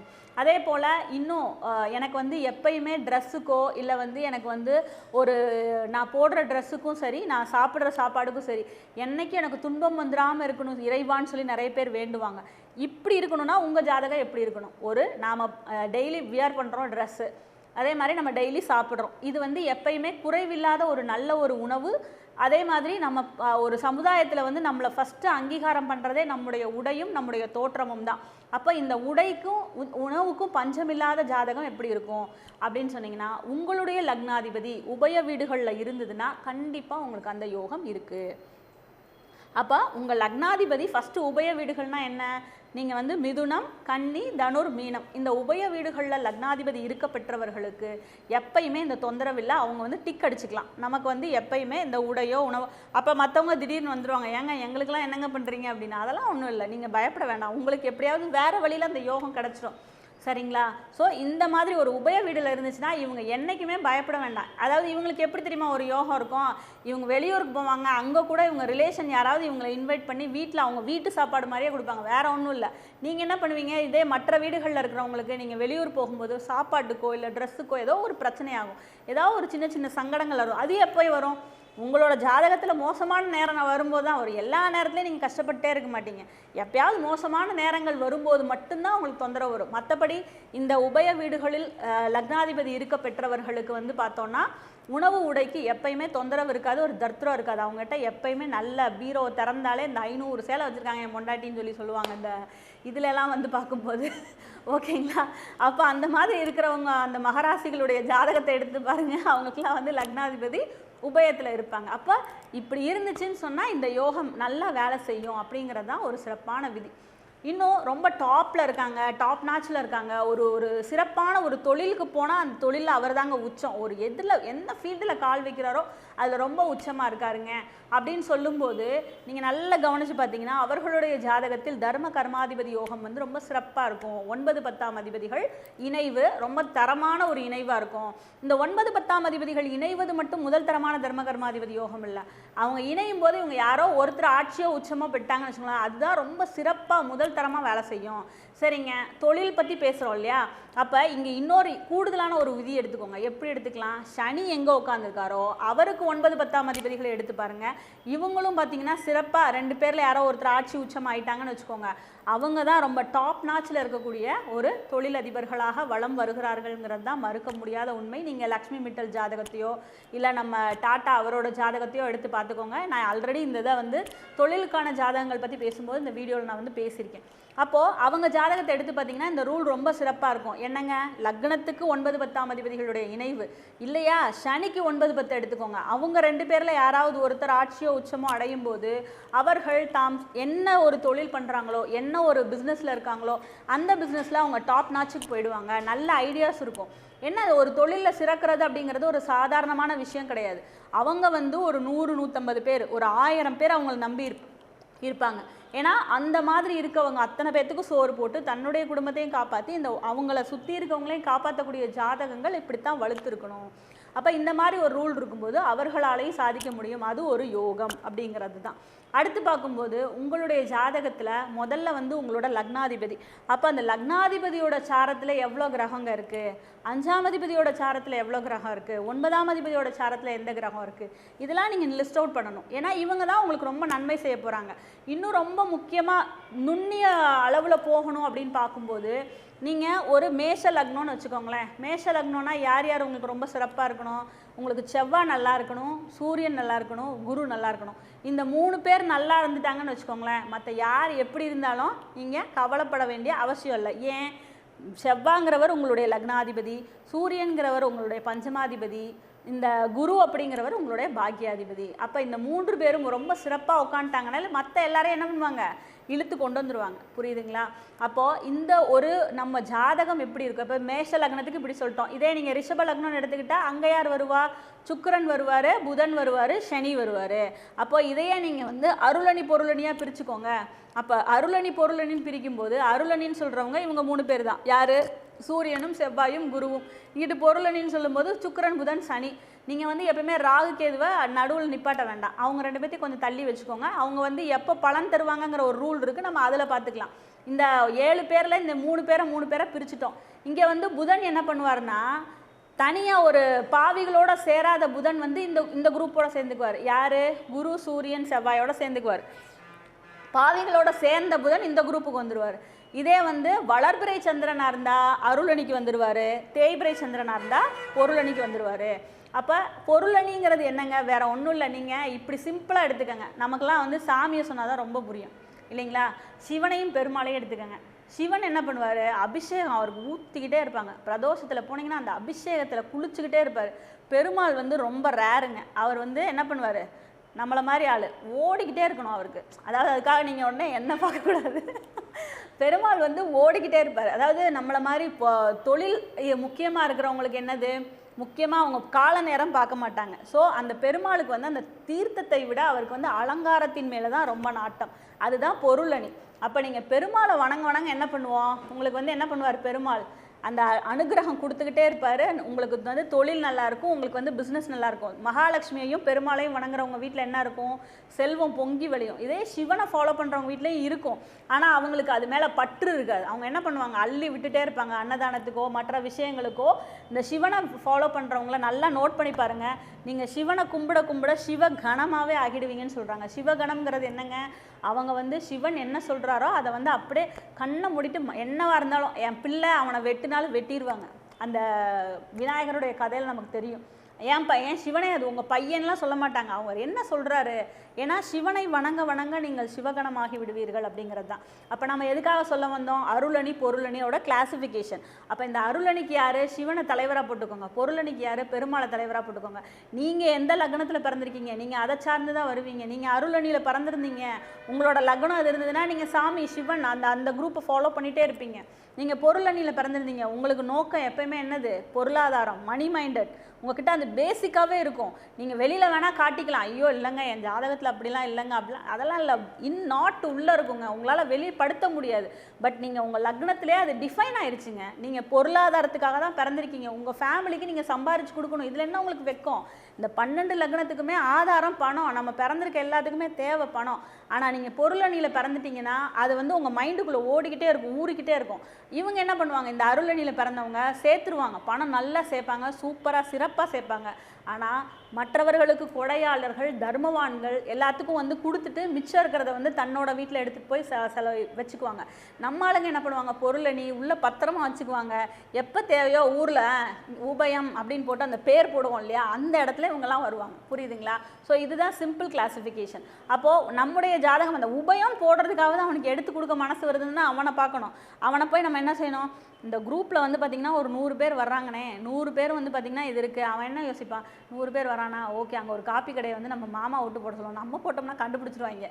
புரியுதுங்களா? ஏன்னா அந்த இடத்துல கூட அவனோட மைண்ட் அப்படி தான் ஓடும். இவன் வந்து அங்கே அந்த பந்தலில் வந்து நீர் சரிப்பா நான் தண்ணி வேணால் தந்துடுறேன்ப்பா அந்த பந்தலுக்குன்னு சொல்லி ஒத்துக்குவான். ஒத்துக்கிட்டு அங்கே 100 பேர் வர்றாங்களா, அந்த 100 பேர் வர்ற இடத்துல இந்த இதெல்லாம் தேவைப்படும். புடி இவனை புடி நீ உட்காரு, நான் உட்காந்துனா கப்பைஸ் அடிச்சிடுவாங்க, நான் தான் தெரிஞ்சு போயிடும், அதனால் நீ உட்காருன்னு சொல்லி தன்னோட இன்னொரு ஆளை, ஒரு பினாமின்னு சொல்கிறாங்க இல்லையா, அந்த தன்மையில் ஒரு ஆளை கொண்டு போய் உட்கார. ஏன்னா அதுக்கு கூட ஒரு யோகம் வேணும். நீங்கள் வந்து ஒரு சிறப்பான ஒரு யோகத்தில் பிறந்திருந்தா தான் அந்த மாமா வீட்டில் நீங்கள் ஒரு மருமகனாக இருப்பீங்க. இல்லைன்னு சொன்னால் நம்மளுக்கு இந்த மேஷ சிம்ம தனுர் லக்ன வீட்டில் மருமகனாக பிறந்தவங்களோட நிலை வந்து இன்றைக்கி எப்படி இருக்குன்னு தமிழ்நாட்டில் நமக்கும் தெரியும். ஓகேங்களா? ஏன்னா ரொம்ப நம்ம அரசியலாக பேச வேண்டாம். பட் என்னென்னா இதான் விஷயம், நீங்கள் என்ன லக்னத்தில் பிறக்கிறீங்க அதை சார்ந்த தன்மையுள்ள ஆட்கள் தான் உங்களை சுற்றி சுற்றி வருவாங்க. உங்களால் மறுக்கவே முடியாது. நீங்கள் வந்து அவங்கள கடந்து வேணால் போகலாமே தவிர உங்களோட வாழ்க்கையில் வந்து பின்னி பிணைஞ்சிருவாங்க. நீங்கள் வந்து எனக்கு வந்து ஃபேமிலியில் இந்த பிரச்சனை இருக்குங்க, என் ஒய்ஃப் இப்படி பண்ணுறாங்க, என் சகோதரர் இப்படி பண்ணுறாங்க, ஏங்க அது உள்ள பில்ட்டுங்க, இன்பில்ட். அது உங்களால் பிரிக்கவே முடியாது. நீங்கள் ஒரே ஒரு நிமிஷம் திரும்பி நின்று இது எல்லாத்துக்கும் நான் தான் பொறுப்பு, நான் தான் பிரச்சனை, நான் தான் பண்ணுறேன்னு சொல்லி பாருங்கள். அடுத்து ஒரு 10 தடவை சொல்லி பார்த்தீங்கன்னா நிச்சயமாக இவங்க யாரும் உங்களை சுற்றி அவ்வளோ பிரச்சனை பண்ண மாட்டாங்க. ஏன்னா எல்லாருமே வந்து டார்கெட் பண்ண வர்றது நம்மளை தான். அப்போ நம்முடைய ஜாதகத்தில் விதிக்கப்பட்டிருக்கிறது நீங்கள் அருளணியை சேர்ந்தவரா பொருளணியை சேர்ந்தவரா, அந்த கிரகம் உங்கள் ஜாதகத்தில் எப்படி இருக்குது, இதுதான் விகிதாச்சாரம். ஸோ நான் வந்து அருளணியில் பிறந்திருக்கிறேன், எனக்கு நமக்கு வந்து செவ்வாய் நல்லா இருக்காரு, சூரியன் நல்லா இருக்காரு, குரு நல்லா இருக்காரு. மற்ற யாரை பற்றி நீங்கள் அவ்வளோ கவலைப்பட தேவையில்லை. ஏன்னா மற்ற எல்லாரும் அதுக்கு தகுந்த அலைன்மெண்ட்டில் அவங்களே சூப்பராக உட்காந்துருவாங்க. ஏதோ ஒன்று ரெண்டு மைனஸ் ஆனாலும் உங்களால் வந்து அதை சரி பண்ணி கொண்டு வர முடியும். அதே போல் பொருளணியில் பிறந்திருந்தாலும் சுக்கிரன் புதன் சனின்னு சொல்லக்கூடிய 3 கிரகங்களும் ஒரு சிறப்பான அலைவரிசையில் அமைஞ்சிட்டாங்க அப்படின்னு சொன்னால் மற்ற எல்லாருமே நீங்கள் இது பண்ணலாம். இது நல்லாவே ஒரு விஷயத்தை நோட் பண்ணுங்கள். காலபுருஷ தத்துவப்படியே இந்த 1, 5, 9 அதிபதிகள் தங்களுக்குள் மிகச்சிறந்த நட்பான கிரகங்களாக தான் வந்து இறைவனை வடிவமைச்சிருக்கிறது. வந்து இன்பில்ட் ஒரு டிஃபால்ட்டான ஒரு கணிதம் தான் இது. சரிங்களா? இதை நீங்கள் இறைவன் எடுத்துக்கிட்டாலும் சரி, தத்துவங்களில் எடுத்தாலும் சரி, இந்த கிரகங்கள் ஒருத்தருக்கு ஒருத்தர் வந்து ரொம்ப ஃப்ரெண்ட்லியாக இருக்கிற மாதிரி தான் வச்சுருக்காங்க. அப்போது நீங்கள் நல்லா கவனிக்கும் போது இந்த கிரகங்கள் தங்களுக்குள் நட்பாக இருக்கிற மாதிரி இவங்க எப்படி உட்கார்ந்துருக்காங்க, இவங்க எந்த இடத்துல உட்காந்துருக்காங்க, இவங்களோட பர்சன்டேஜ் என்னன்னு எடுத்திங்கனாலே உங்கள் ஜாதகத்தோட ஒரு ஆவரேஜே உங்களுக்கு வந்துடும். அப்போது என்னோட ஜாதகத்துக்கு இவங்க 3 பேர்த்துக்கு ஒரு 100% கொடுக்குறீங்கன்னு வச்சுக்கோங்களேன். இந்த 100%க்கு லக்னாதிபதிக்கு இவ்வளோ, 5ஆம் அதிபதிக்கு இவ்வளோ, 9ஆம் அதிபதிக்கு இவ்வளோ, இப்படின்னு எடுத்தீங்கனாலே உங்களோட ஜாதகத்தினுடைய தரம் தெரிஞ்சிடும். முதல்ல இது ரொம்ப முக்கியம். அடுத்த ஒரு ரூல் எடுத்துக்கோங்க. அடுத்த ரூல் என்ன, உங்கள் ஜாதகத்தில் எவ்வளோ கிரகங்கள் ஒளி கிரகங்களுடைய சாரத்தில் இருக்கிறது, 1வது இருக்கா, சூரியனாக இருக்கட்டும் சந்திரனாக இருக்கட்டும். நான் சந்திரனோட நட்சத்திரத்தில் தான் பிறந்திருக்கேன். சில பேர் வந்து பிறக்கும் போதே வந்து பார்த்தோன்னா ரோகிணிலேயோ இல்லை ஹஸ்தத்துலேயோ இல்லை திருவோணத்துலேயோ பிறக்கிறாங்க. ஸோ இது வந்து சந்திரனோட நட்சத்திரம். சூரியனோட நட்சத்திரமான கிருத்திகையில் பிறக்கிறாங்க, உத்திரத்தில் பிறக்கிறாங்க, உத்திராடம். இது வந்து சூரிய சந்திரனோட நட்சத்திரம் பிறக்கும் போதே. இது போக மற்ற கிரகங்கள் உங்களோட ஜாதகத்தில் சூரிய நட்சத்திரத்துலையோ சந்திர நட்சத்திரத்துலையோ எவ்வளோ இருக்குன்னு எடுங்க. உலகத்தினுடைய வெளிச்சத்துக்கு நீங்கள் வருவீங்க, ஒரு லைம் லைட்டுக்கு வருவீங்க. லைம் லைட்டுங்கிறது என்ன, லைம் லைட்டுக்கு வந்து இம்பார்ட்டன்ட் குரு. சரிங்களா? உங்கள் ஜாதகத்தில் வந்து குருவோட ஒரு அனுகிரகமும் இருக்கணும். அப்போ தான் லைம் லைட் வரும், இல்லைனா வேறு லைட் வந்துடும். ஓகேங்களா? ஸோ அப்போ அந்த லைம் லைட்டுக்குள்ளே வரணும் அப்படின்னு சொன்னால் உங்கள் ஜாதகத்தில் சூரிய சந்திரனுடைய இதில் வந்து எவ்வளவு கிரகங்கள் வந்து அடைப்பட்டிருக்குன்னு பாருங்கள். இது ஒரு மிகச்சிறந்த ஒரு யோகம், ஒரு அருமையான யோகம். நம்ம வந்து உலகத்தினுடைய வெளிச்சத்துக்கு பார்வைக்கு வருவோம். ஏன்னா நட்சத்திரங்கள்னு சொல்கிறோம். இப்போ சினிமா ஸ்டார்ஸ்லாம் நம்ம என்ன சொல்கிறோம், நட்சத்திரங்கள் அப்படின்னு சொல்கிறோம். ஏன் நட்சத்திரங்கள்? நட்சத்திரம் வந்து ஒரு இடத்துல இருக்கும். நம்ம எல்லாம் எந்த உலகத்தில் எங்கே இருந்தீங்கனாலும் அந்த நட்சத்திரத்தை பார்க்கலாம். அப்போ இவங்களோட ஹைட் வந்து அந்த மாதிரி இருக்குது. அதனால தான் அவங்கள நம்ம நட்சத்திரங்கள்னு சொல்கிறோம். அப்போ நீங்கள் சார்ந்த துறையில் நீங்கள் நட்சத்திரமாக இருக்கணுமா? உங்கள் ஜாதகத்தில் எத்தனை கிரகங்கள் சூரியனோட நட்சத்திரத்தில் இருக்குது, சந்திரனோட நட்சத்திரத்தில் இருக்குது, அந்த கிரகம் அதே போல் எல்லாம் இருந்துட்டால் பத்தாது. இவங்க யாராக இருக்கணும், உங்களோட லக்னாதிபதியாக இருக்கணும், உங்களோட 5ஆம் அதிபதியாக இருக்கணும், உங்களோட 9ஆம் அதிபதியாக இருக்கணும். இப்படி இருந்துட்டா ரொம்ப சிறப்பான ஜாதகமாக அழகாக உயரத்தில் இருப்பீங்க. சரிங்க, இந்த மாதிரிலாம் எதுவுமே இல்லைங்க, என்னங்க பண்ணுறது? இந்த 3 பேருமே வந்து எனக்கு வந்து ஜாதகத்தில் வந்து இப்படி தாங்க இருக்குது. லக்னாதிபதி நான் வந்து வெளியில் என்னை தெரிய வைக்கிறதுக்கே நான் கூச்சப்படுறேங்க, சங்கடப்படுறேன். 8ஆம் இடத்துக்கு போயிடுச்சு, 12ஆம் இடத்துக்கு போயிடுச்சு, 6ஆம் இடத்துக்கு போயிடுச்சு. சர்வீஸ் தான் லைஃபு. சில பேருக்கு வந்து பார்த்தோன்னா அவங்கள பார்க்கும்போதே சொல்லிடலாம், இந்த பிறப்பே வந்து உன் வீட்டுக்காக நீ உழைச்சி ஓடா தேய வேண்டிய ஜாதகம் தான் உன்னோட ஜாதகம். அப்போ என்ன சொல்லுவோம், அவங்க லக்னாதிபதி என்ன பண்ணுவார், மறைவு ஸ்தானத்தில் போய் உட்காந்துருவார். அப்போ அந்த மாதிரி இருக்கும்போது நீங்கள் என்ன பண்ணணும் அப்படின்னு சொன்னால், அது முதல்ல வந்து ப்ரீடிஃபைன்டு. இப்போ தம்பி காலையில் அருமையாக பேசிகிட்டு இருந்தார் பாலமுருகன், ரொம்ப அழகாக வந்து ஜாதகங்களை பற்றி அப்படியே புட்டு எக்ஸ்பிளைன் பண்ணிகிட்டே இருந்தார். அப்போ இதுதான் சட்டம், இப்படி இருக்குது, உனக்கு பரிகாரம் இல்லைன்னு சொல்லக்கூடிய தில்ல அந்த தம்பிகிட்ட எனக்கு ரொம்ப பிடிச்சிருந்தது. அப்போ இந்த மாதிரி தான் இருக்கும் உன் வாழ்க்கை முறைன்னு சொல்லி நம்ம சொல்லும்போது சில பேர் வந்து ஏற்றுக்குவாங்க, சில பேர் வந்து அதை தாண்டி ஏதாவது நடக்குமா, ஏதாவது ஒரு சின்ன வெளிச்சமாவது வேணும்னு கேட்குறவங்களுக்கு மட்டும்தான் நம்ம பரிகாரமே சொல்கிறோம். பரிகாரங்கிறது என்ன, நீங்கள் அதை பண்ணால் உங்களுக்கு ஒரு ஆத்ம திருப்தி, உங்களுக்கு ஒரு சின்ன மாற்றம், வாழ்வியல் மாற்றம். ஒன்றுமே இல்லைங்க. நம்ம வந்து கொஞ்ச நாளைக்கு முன்னாடி எல்லாத்துக்குமே பேசு பொருளாச்சு, சந்திராஷ்டமம் வந்து செல்ஃபி எடுத்தால் சரியாயிடுமா அப்படின்னு சொல்லிட்டு. அது மட்டும் கிடையாது, நிறைய விஷயங்கள் இருக்குது. நீங்கள் சும்மா ரிங்டோனை மாற்றி பாருங்கள், உங்கள் மைண்டை நல்லா மாறி. இதெல்லாம் நீங்கள் செஞ்சு பார்த்துட்டு இல்லைனா மட்டும் நீங்கள் என்கிட்ட சொல்லுங்கள். ரிங்டோனை மாற்றுங்க. ஃபோனை அடிக்கடி நீங்கள் யூஸ் பண்ணிகிட்டே இருக்கீங்க, அதெல்லாம் நிறைய பேர் பண்ணவே மாட்டோம். செட்டிங்ஸில் போய் கலரை மாற்றணும், ஃபாண்ட்டெல்லாம் மாற்றணும், எல்லாம் மாற்றி பாருங்கள். ஒரு சின்ன ஒரு மனமாற்றம் உங்களுக்கு நிகழலைன்னா என்னன்னு கேளுங்க, சரிங்களா? இதெல்லாம் சின்ன சின்ன விஷயம். ஹேண்ட்பேக்கை மாற்றுங்க லேடிஸு. ஒன்றே வச்சுட்டு இருக்காதிங்க, ஒரு 2 ஒன்று வந்து மாற்றிட்டு அடுத்து இன்னொன்று ரொம்ப நாளாக வச்சுட்டே இருப்பாங்க, அதை சேஞ்ச் பண்ணுறதுக்கே மனசு வராது. செருப்பை மாற்றலாம், ஹேர் கட் பண்ணிக்கலாம். இதெல்லாம் ஒரு சின்ன சின்ன உளவியல் மாற்றங்கள். இதை மாற்றும்போது உங்களுடைய லக்னாதிபதியினுடைய தரம் தவறாக இருந்தாலும் மாற்றப்படும். ரொம்ப டவுனில் இருக்கேன், ஃபீலிங்கே நல்லா இல்லைங்க, மனசே நல்லா இல்லை, சந்திரனை சரி பண்ணுறதுக்கு என்னென்னலாம் பண்ணணுமோ அதெல்லாம் பண்ணுங்கள். தலைமாட்டில் தண்ணி வச்சு படுக்கலாம், நல்ல ஒரு இசை கேட்கலாம், யாரை பிடிக்குமோ அவங்கள கூப்பிட்டு ஒரு மணி நேரம் கத்தி போட்டு அவங்க அழுது ஃபோனை வைக்கிற வரைக்கும் பேசலாம். இது எல்லாம் வந்து சந்திரனை வந்து நீங்கள் சரி பண்ணுறதுக்கு உண்டானது. ரொம்ப பிடிக்கலையா, இல்லைங்க எனக்கு தெய்வத்தை மட்டும்தான் கதின்னு நினைக்கிறவங்க, ஆண்கள் வந்து பெண் தெய்வத்தையும் பெண்கள் ஆண் தெய்வத்தையும் போய் வழிபாடு பண்ணுங்கள் பௌர்ணமி நேரத்தில். அதுவும் பிறைசூடிய தெய்வங்களை வழிபாடு பண்ணுங்க. ஆண்கள் போயிட்டு காமாட்சியை கும்பிடுங்க, பெண்கள் போயிட்டு சிவபெருமான், அவருக்கு பிறை இருக்குது, போய் கும்பிடுங்க. சத்யநாராயணா பூஜை பண்ணுங்க.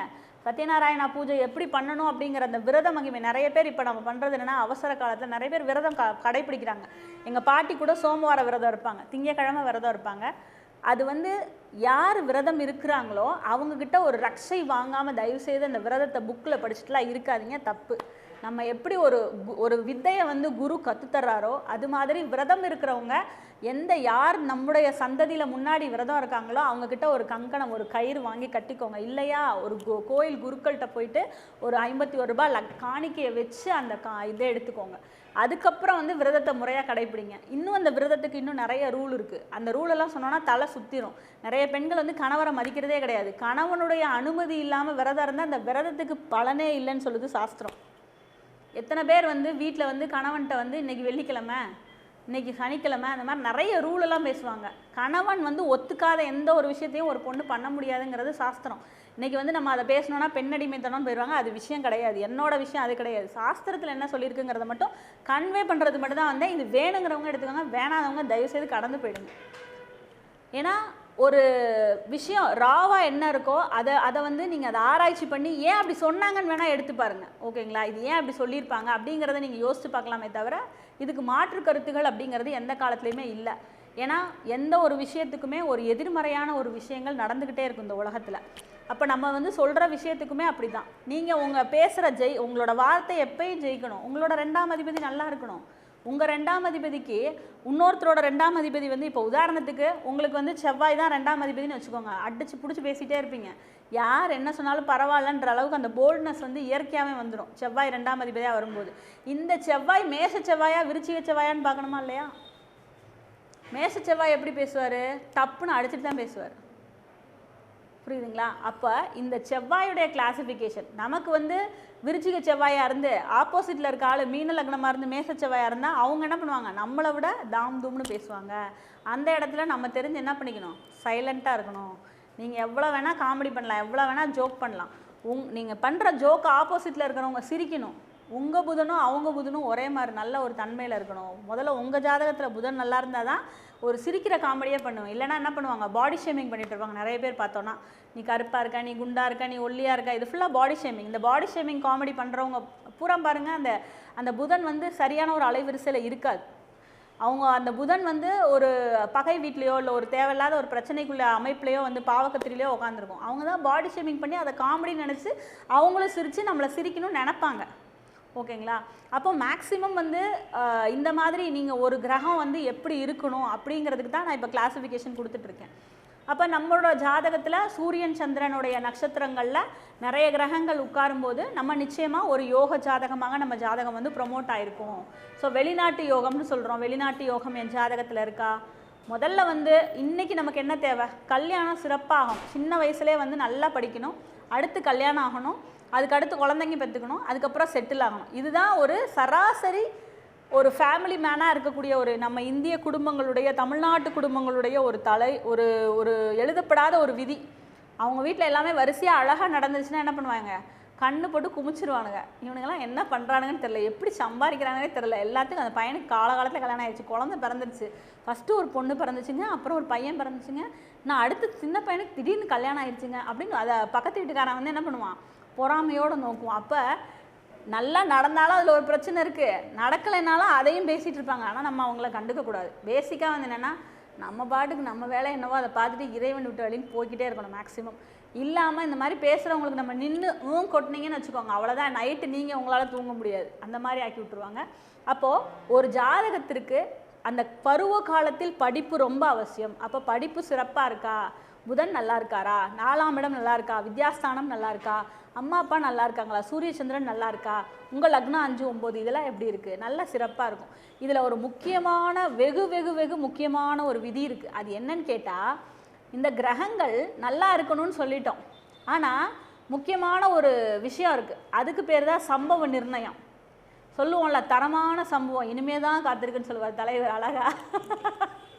அப்போ அந்த தரமான சம்பவத்தை யார் நடத்தி தரா? தசாபுக்திநாதர்கள் இல்லையா?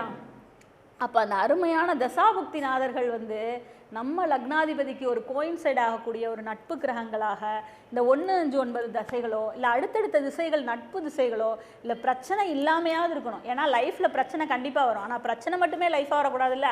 அதனால் அந்த தசாபுத்தி நடத்தக்கூடிய கிரகங்களும் உங்களுடைய ஜாதகத்தில் எப்படி இருக்குது, அடுத்தடுத்து வரக்கூடிய திசாபுத்திகள் குறைந்த அளவு நன்மை இருக்கா. ஏன்னா நான் முக்கியமாக இதை வந்து திருமண பொருத்தத்தில் பார்ப்பேன்.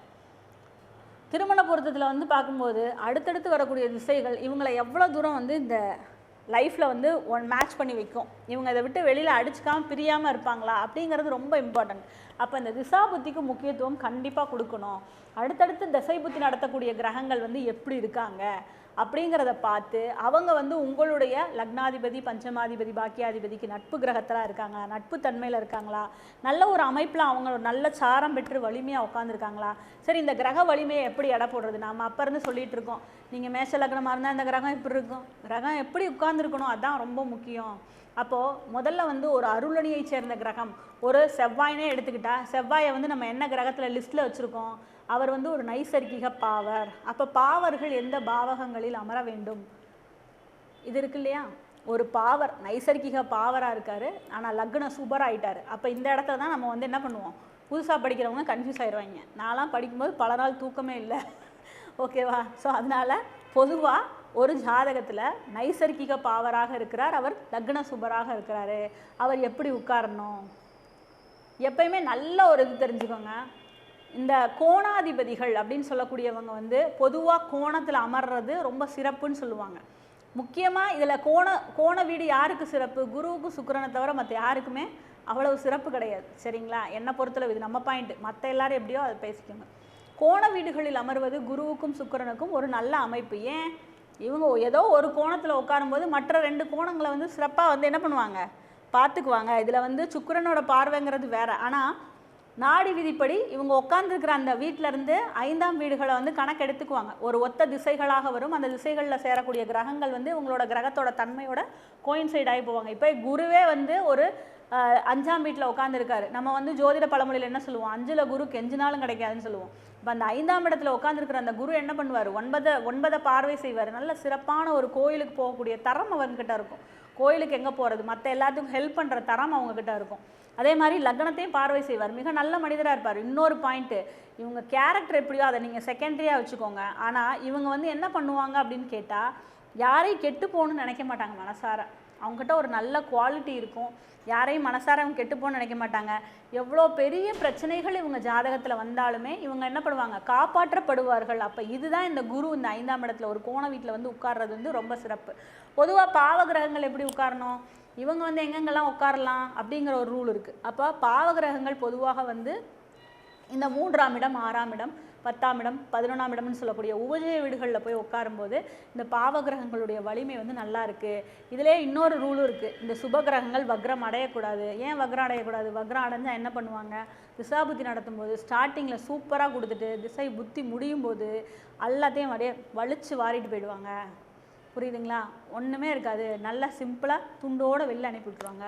இதே பாவகிரகங்கள்னால் உங்களை நல்லா ஃப்ரையாக பண்ணிவிட்டு திசாவதி முடிஞ்ச லாஸ்ட்டில் வந்து உங்களுக்கு சிறப்பாக அப்படியே நல்லா வந்து உங்களை வந்து நல்ல ஒரு தன்மையில் வச்சுட்டு போயிடும். ஆனால் அந்த நேரத்தில் நம்ம உடம்புல வந்து வேறு எல்லா ஸ்பேர் பார்ட்டு கலண்டுருக்குங்கிறது வேறு பிரச்சனை, ஓகேங்களா. ஆனால் உங்களை ஒரு நல்ல ஒரு தன்மையில் உயர்த்தி வச்சுட்டு போகுங்கிறது தான் இந்த கிரக வக்ரத்துக்கு உண்டான டெஃபினிஷன். ஏன்னா நம்ம எல்லாத்துக்குமே என்ன இருக்கும், சில நேரத்தில் இந்த கன்ஃபியூஷன் வந்துடும். இப்போ கூட சனி வக்ரமாக இருக்கார் கோச்சாரத்தில்.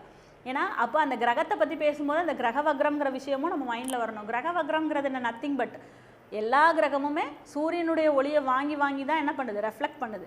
நீங்கள் வந்து அந்த கிரக வக்ரம்னு சொல்லக்கூடிய காலத்தில் பிறக்கிறீங்கன்னா அந்த பர்டிகுலர் கிரகத்துக்கும் சூரியனுக்கு உண்டான டிஸ்டன்ஸ் இருக்குது. அதனால சூரியனோட ஒளி வந்து அந்த கிரகத்துக்கு இல்லை. அப்போ அந்த கிரகத்தால் என்ன பண்ண முடியாது, சரியான பெர்ஃபார்மன்ஸ் பண்ண முடியாது. அவரோட நேச்சர் என்ன, அவரோட பாவ ஆதிபத்தியம் என்ன, இதில் வந்து கொஞ்சம் ஒரு டிஸ்டர்பன்ஸ் இருக்கும் அப்படின்னு வச்சுக்கோங்க, சரிங்களா. அதே மாதிரி ஒரு ஜாதகத்தில் நம்ம எடுத்து விரித்து பார்த்தோன்னே 2 கிரகம் 3 கிரகம் வக்ரமாக இருக்குது, அவங்ககிட்டலாம் பேசவே முடியாது. தயவுசெய்து அவங்க என்ன சொல்கிறாங்களோ நம்ம கேட்டுட்டு ஓகே பாய் அப்படின்னு சொல்லி அனுப்பி விட்டுறணும். ஏன்னா அவங்க வந்து உங்களுக்கு நிறைய சொல்லி கொடுத்துட்டு போயிடுவாங்க, புரியுதுங்களா. ஒரு 2 கிரகத்துக்கு மேலே வக்ராயிடுச்சு, அவங்க லைஃப்பை அவங்களே டிஃபைன் பண்ணிக்குவாங்க. அவங்க வந்து நீங்கள் என்ன சொன்னாலும் அதை வந்து அவங்களால போய் கேட்க முடியாது, ஃபாலோ பண்ண மாட்டாங்க. அவங்க லைஃப்பை வந்து அவங்களே ஃபாலோ பண்ணிக்குவாங்க. அவங்களா என்ன தோணுதோ அதை பண்ணுவாங்க. நீங்கள் சொல்கிற 10 விஷயம் சொன்னீங்கன்னா 2 தான் பண்ணுவாங்க, 8 பண்ண மாட்டாங்க. ஏன்னா கிரகம் அவங்கள வழிவிடாது. நீங்கள் வந்து எவ்வளோ வேணால் நம்மள்ட்ட ஆர்கியூ பண்ணிக்கலாம். அந்த 2 கிரகம் 3 கிரகம் வக்ரம் ஆகும்போது இதெல்லாம் எப்படி தெரியுமா, கமெண்ட்டில் எழுதிட்டு இருப்பாங்க, கழுவி ஊற்றிட்டு இருப்பாங்க, என்னங்க இந்த வட்டம் குருபலன் சிறப்பாக இருக்குது, நீங்கள் இங்கே இப்படி இருக்குங்க அப்படின்னா. குரு வக்ரமாக இருக்கும் உன் ஜாதகத்தில், உனக்கு எப்போ பலன் கிடைக்கும், எப்போ குரு வக்ரம் ஆகுறாரோ அப்போ தான் பலன் கிடைக்கும். நீ நேர்கதியில் இருக்கிற குருவுக்கு பலன் கிடைக்குமா, கண்டிப்பாக கிடைக்கும். இப்போ வந்து யார் யாருக்கு பலன் இருக்குது, நீங்கள் மகர ராசியாக இருக்கா, உங்களுக்கு 5ல் குரு இருக்கார், உங்களுக்கு பலன் இருக்குன்னா கண்டிப்பாக இருக்கும். கன்னி ராசிக்கு 9ல் இருக்குது, கண்டிப்பாக பலன் இருக்கும். ஆனால் உங்கள் ஜாதகத்தில் குரு நல்லா இருக்கணும். உங்களுக்கு குரு வக்ரமாக இருக்கும்போது மட்டும்தான் இப்படிங்கிறதுக்குள்ளே பலன் நடந்துட்டு போயிடும். இதான் விஷயம். அப்போ நம்ம ஜாதகத்தில் அந்த கிரகம் எப்படி இருக்கிறது அப்படிங்கிறது தான். வள்ளுவ பெருந்தகை அழகாக சொல்லுவார், அருமை உடைத்தன்று அசாவாமை வேண்டும், பெருமை முயற்சி தரும். நீங்கள் வந்து நல்ல இந்த விஷயத்தை என்னால் முடிக்க முடியும் அப்படிங்கிற அந்த தாட் ப்ராசஸ் உங்களுக்குள்ளே இன்பில்ட்டாக இருக்கணும். என்னால் பண்ண முடியாதுன்னு நினச்சிட்டு ஒரு காரியத்தை அணுகும் போதே நீங்கள் ஃபெயிலியர் ஆகிடுவீங்க. கேள்வி கேட்பாங்க வந்து, என்ன கல்யாணம் ஆகுமானும் போதே டவுட் ஆகிட்டேன், ஓடி போயிரு அவுட்டு. புரியுதுங்களா. கேள்வி கேட்குற திறத்துலையே வந்து உங்களை ஒரு ஆளை வந்து நீங்கள் கணிச்சிடலாம். அப்போ அவங்க கேட்கும்போது அவங்களோட கான்ஃபிடென்ஸ் வந்து அது கேள்வியில் வரும். அப்போ அந்த கான்ஃபிடென்ஸை தான் வந்து வள்ளுவ பெருந்தகை அழகாக வந்து இந்த ஒரு இதில் சொல்லியிருக்காரு. வெள்ளத்தணைய நீர்மட்டம் மாந்தர்தம் உள்ளத்து அணையது உயர்வு. இந்த இதில் என்ன சொல்கிறாரு, வெள்ளத்தணைய நீர்மட்டம், அந்த தண்ணி என்ன லெவலில் இருக்கோ அங்கே தாமரை வந்து அப்படியே உயர்ந்து வந்து வெளியில் வந்துடும் இல்லைங்களா. அப்போ அந்த தாமரையோடைய தண்டு வந்து அப்படி வெளியில் வந்து அந்த ஃப்ளவர் வந்து மேலே நிற்கும். மாந்தர்த்தம் உள்ளத்து அணையது உயர்வு, அதுதான் எண்ணம் போல் வாழ்க்கை. எண்ணத்தை எப்படி வச்சுருக்கீங்க. சந்திரன் ரொம்ப டீக்ரேடாக இருக்கார், சந்திரன் ரொம்ப பவர் கம்மியாக இருக்கார், லக்னாதிபதியும் கம்மியாக இருக்கார்.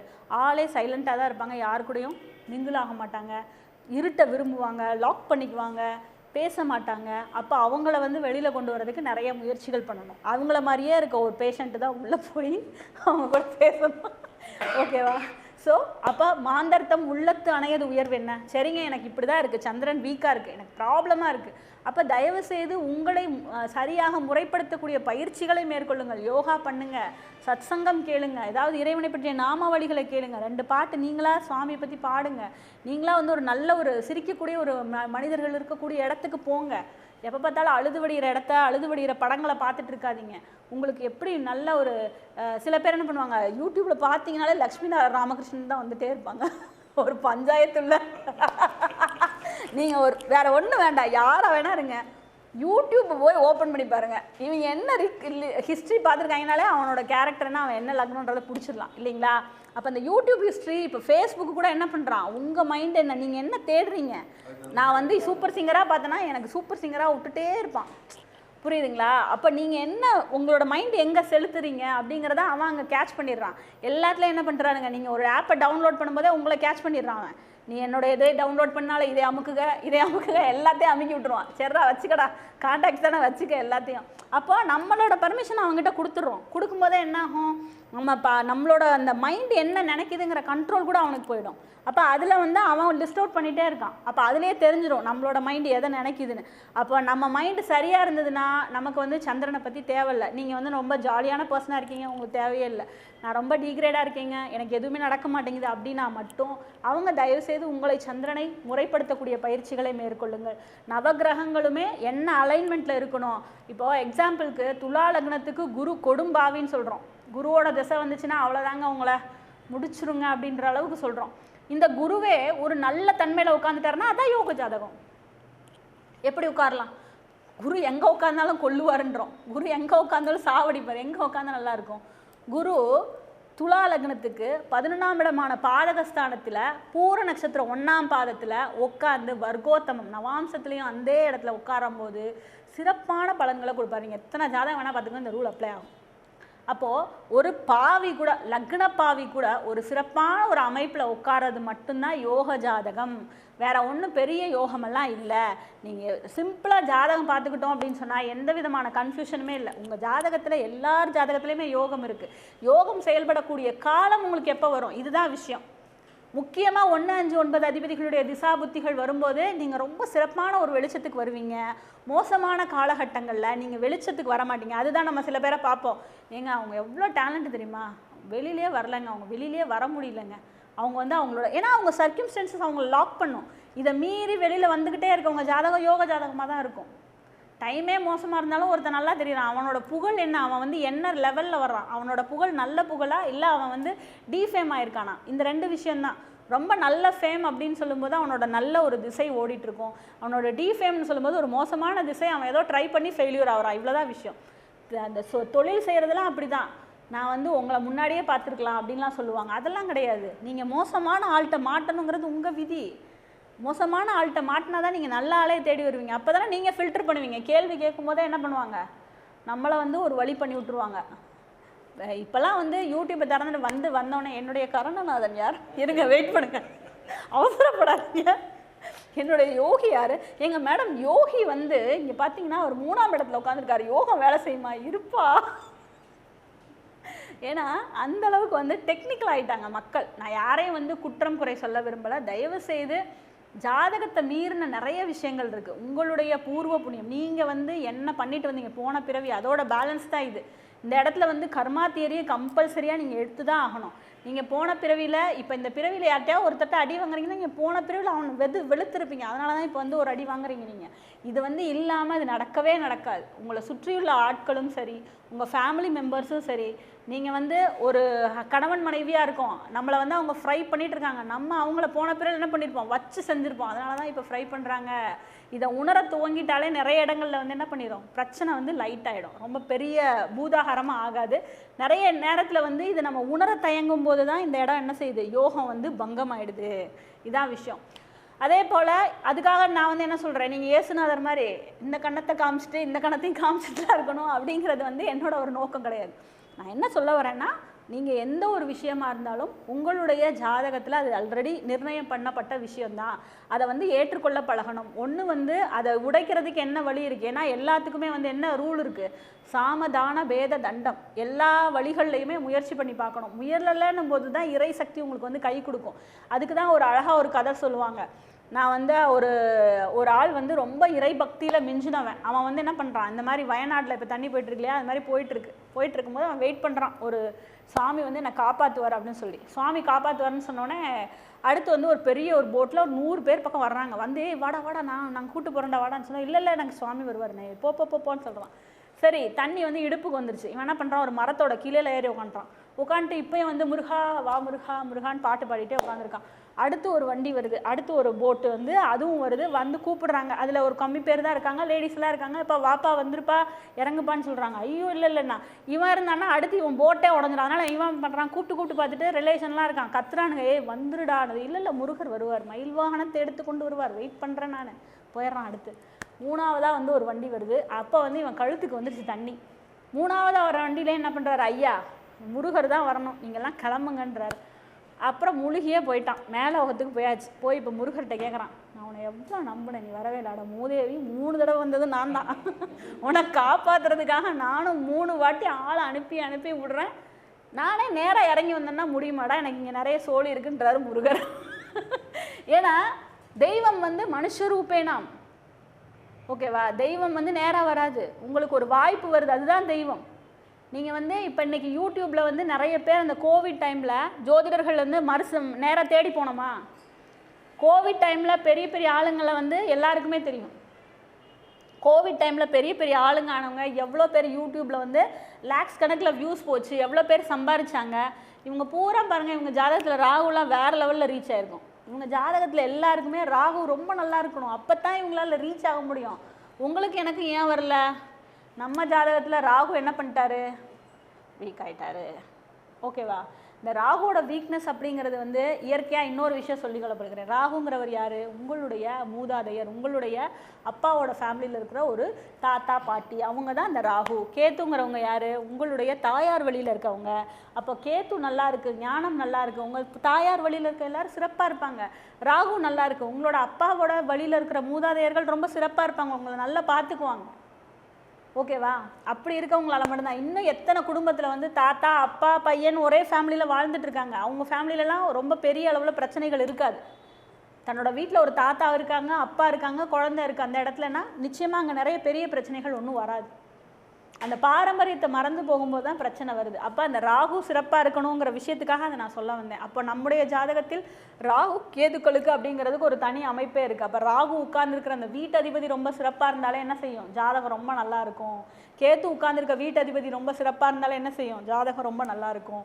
அப்போ அவங்களோட திசாபுத்திகள், இப்போ எனக்கு தெரிஞ்சு ஒரு 6ஆம் இடத்துல கேத்து இருக்குது, அவங்களுக்குலாம் திசை நடந்தால் அவங்க ஒன்றும் அவ்வளோ பெரிய பிரச்சனைகளை சந்திக்கிறதே இல்லை. என்ன பிரச்சனையாக இருந்தாலும் உடச்சி அடித்து தூள் பண்ணிட்டு போயிட்டே இருக்காங்க. அப்போ இந்த இடத்துல என்ன ரூல் வேலை பண்ணுது? கேத்து வந்து 6ஆம் இடத்துல உட்காந்துருக்காரு, ஓகேங்களா? ஒரு பாவகிரகம் இந்த 6ஆம் இடத்துக்கு போகும்போது என்ன பண்ணுது, ஆட்டோமேட்டிக்காக அவருக்கு ஒரு பலம் கிடச்சிருது. அதனால பொதுவாக கேது திசையில் எல்லாருக்குமே நீங்கள் பார்த்த உடனே மோசம்னு சொல்லிட முடியாது. சில பேருக்கு அந்த கேது கூட அந்த ஞானத்தையும் சேர்த்து பணத்தையும் தருவார். எப்போ தருவார், என்ன டைமில் தருவார், அதுதான் பார்க்கணும். எல்லா திசைகள்லையுமே மோசமான புக்திகள் வரும். சனி திசை வந்துருச்சு, உங்களுக்கு லக்னத்துக்கு யோகத்துக்குரிய திசை தான், நீங்கள் பொருளணியில் பிறந்திருக்கீங்க, சிறப்பாக இருக்கும். சூரிய சந்திர திசை புத்தியில் என்ன பண்ணும், போட்டு அப்படியே வதக்கி எடுக்கும், உங்களை தூக்கி எங்கேயாவது தூக்கி அடிக்கும், இடமாற்றத்தை பண்ணும், சங்கடத்தை கொடுக்கும், உடல் ரீதியான துன்பத்தை கொடுக்கும். அப்போ எனக்கு யோக திசை தானே, அப்போ எனக்கு நல்லது பண்ணுன்னா அவனுக்கு பகைவனான புக்திகளில் என்ன பண்ணுவான், அவன் அவ்வளவு நல்ல விஷயங்களே உங்களுக்கு தரமாட்டார்கள் அப்படிங்கிறது தான். அப்போ எல்லா நல்ல விஷயத்துலேயும் என்ன பண்ணணும், வேப்பம் பூவில் கூட என்ன சொல்லுது, ஒரு சிறு தேன் துளி இருக்குது. அப்போ நீ அந்த கசப்பை ஏற்றுக்க பழகிட்டேன்னா தான் உனக்கு என்ன பண்ணும், அடுத்த ஒரு நன்மை வந்து கிடைக்கும் அப்படிங்கிறது தான் உண்மை. இது வந்து எல்லா விதத்துலேயுமே அப்ளை ஆகும். ஒரு நல்ல அப்பா அம்மாவுக்கு பிறக்கிறோம், ஒரு நல்ல வாத்தியார்கிட்ட படிக்கிறோம், ஒரு நல்ல கணவனை கல்யாணம் பண்ணுறோம், ஒரு நல்ல மனைவியை கல்யாணம் பண்ணுறேன், நல்ல குழந்தைகள் கிடைக்குது. இன்றைக்கி குழந்தைகள் கிடைக்கிறது முக்கியமே கிடையாது, ஒரு குழந்தை பெற்றுக்கிறதுங்கிறது இம்பார்ட்டன்ட் கிடையாது. சர்புத்திரனான்னு எத்தனை பேர் பார்க்குறாங்க? சர்புத்திரன்னா என்ன? சர்புத்திரன்னா உங்களை வந்து அந்த புத் அப்படிங்கிற நரகத்திலிருந்து உங்களை காப்பாற்ற பிறந்தவன் தான் உங்களோட புத்திரன். அந்த சர்புத்திரனுங்கிறது என்னென்னா, உங்களை மட்டும் காப்பாற்றலாமா, இந்த உலகத்துக்கு தனக்கு தேவையான விஷயம் தன்னோட எபிலிட்டிக்கு மேலே. இப்போது சரவணன் எடுத்துக்கோங்க, அவங்க அப்பா அம்மாவுக்கு அவங்க குடும்பத்துக்குன்னு பண்ணலை, அவர் ஒரு சமுதாயத்துக்கு சேர்ந்த ஒரு விஷயமா இந்த கருத்தரங்கத்தை பண்ணிட்டு இருக்கார். இந்த மாதிரி ஜோதிட விஷயத்துக்கு நிறைய பேர் வந்து தங்களால் முடிஞ்ச ஒரு சேவையை பண்ணிட்டு இருக்காங்க. பிரதர் வந்து அந்த வீடியோ எடுக்கிறாரு, டெலிகாஸ்ட் பண்ணுறாரு. இதெல்லாம் வந்து தங்களோட குடும்பத்துக்காக மட்டும் அவங்க பண்ணலை, இந்த உலகத்துக்கும் தேவையான. இப்போ இவர் நினச்சா இவரை மட்டும் ப்ரமோட் பண்ணலாம்ல, ஏன் வந்து இத்தனை பேரை கூப்பிட்டு இவங்க எல்லாரையும் ப்ரமோட் பண்ணுறாரு? அப்போது தன்னால் முடிந்த ஒரு விஷயத்தை வந்து செயல்படுறாங்க. இதுக்கு பேர் தான் சர்புத்திர அமைப்பு. தான் வீடு தான் குடும்பம்னு இல்லாமல் ஒரு அடுத்தவர்களுக்காகவும் பங்காற்றக்கூடிய குழந்தைங்களை இப்போ எத்தனை பேர் வந்து இது பண்ணுறாங்க.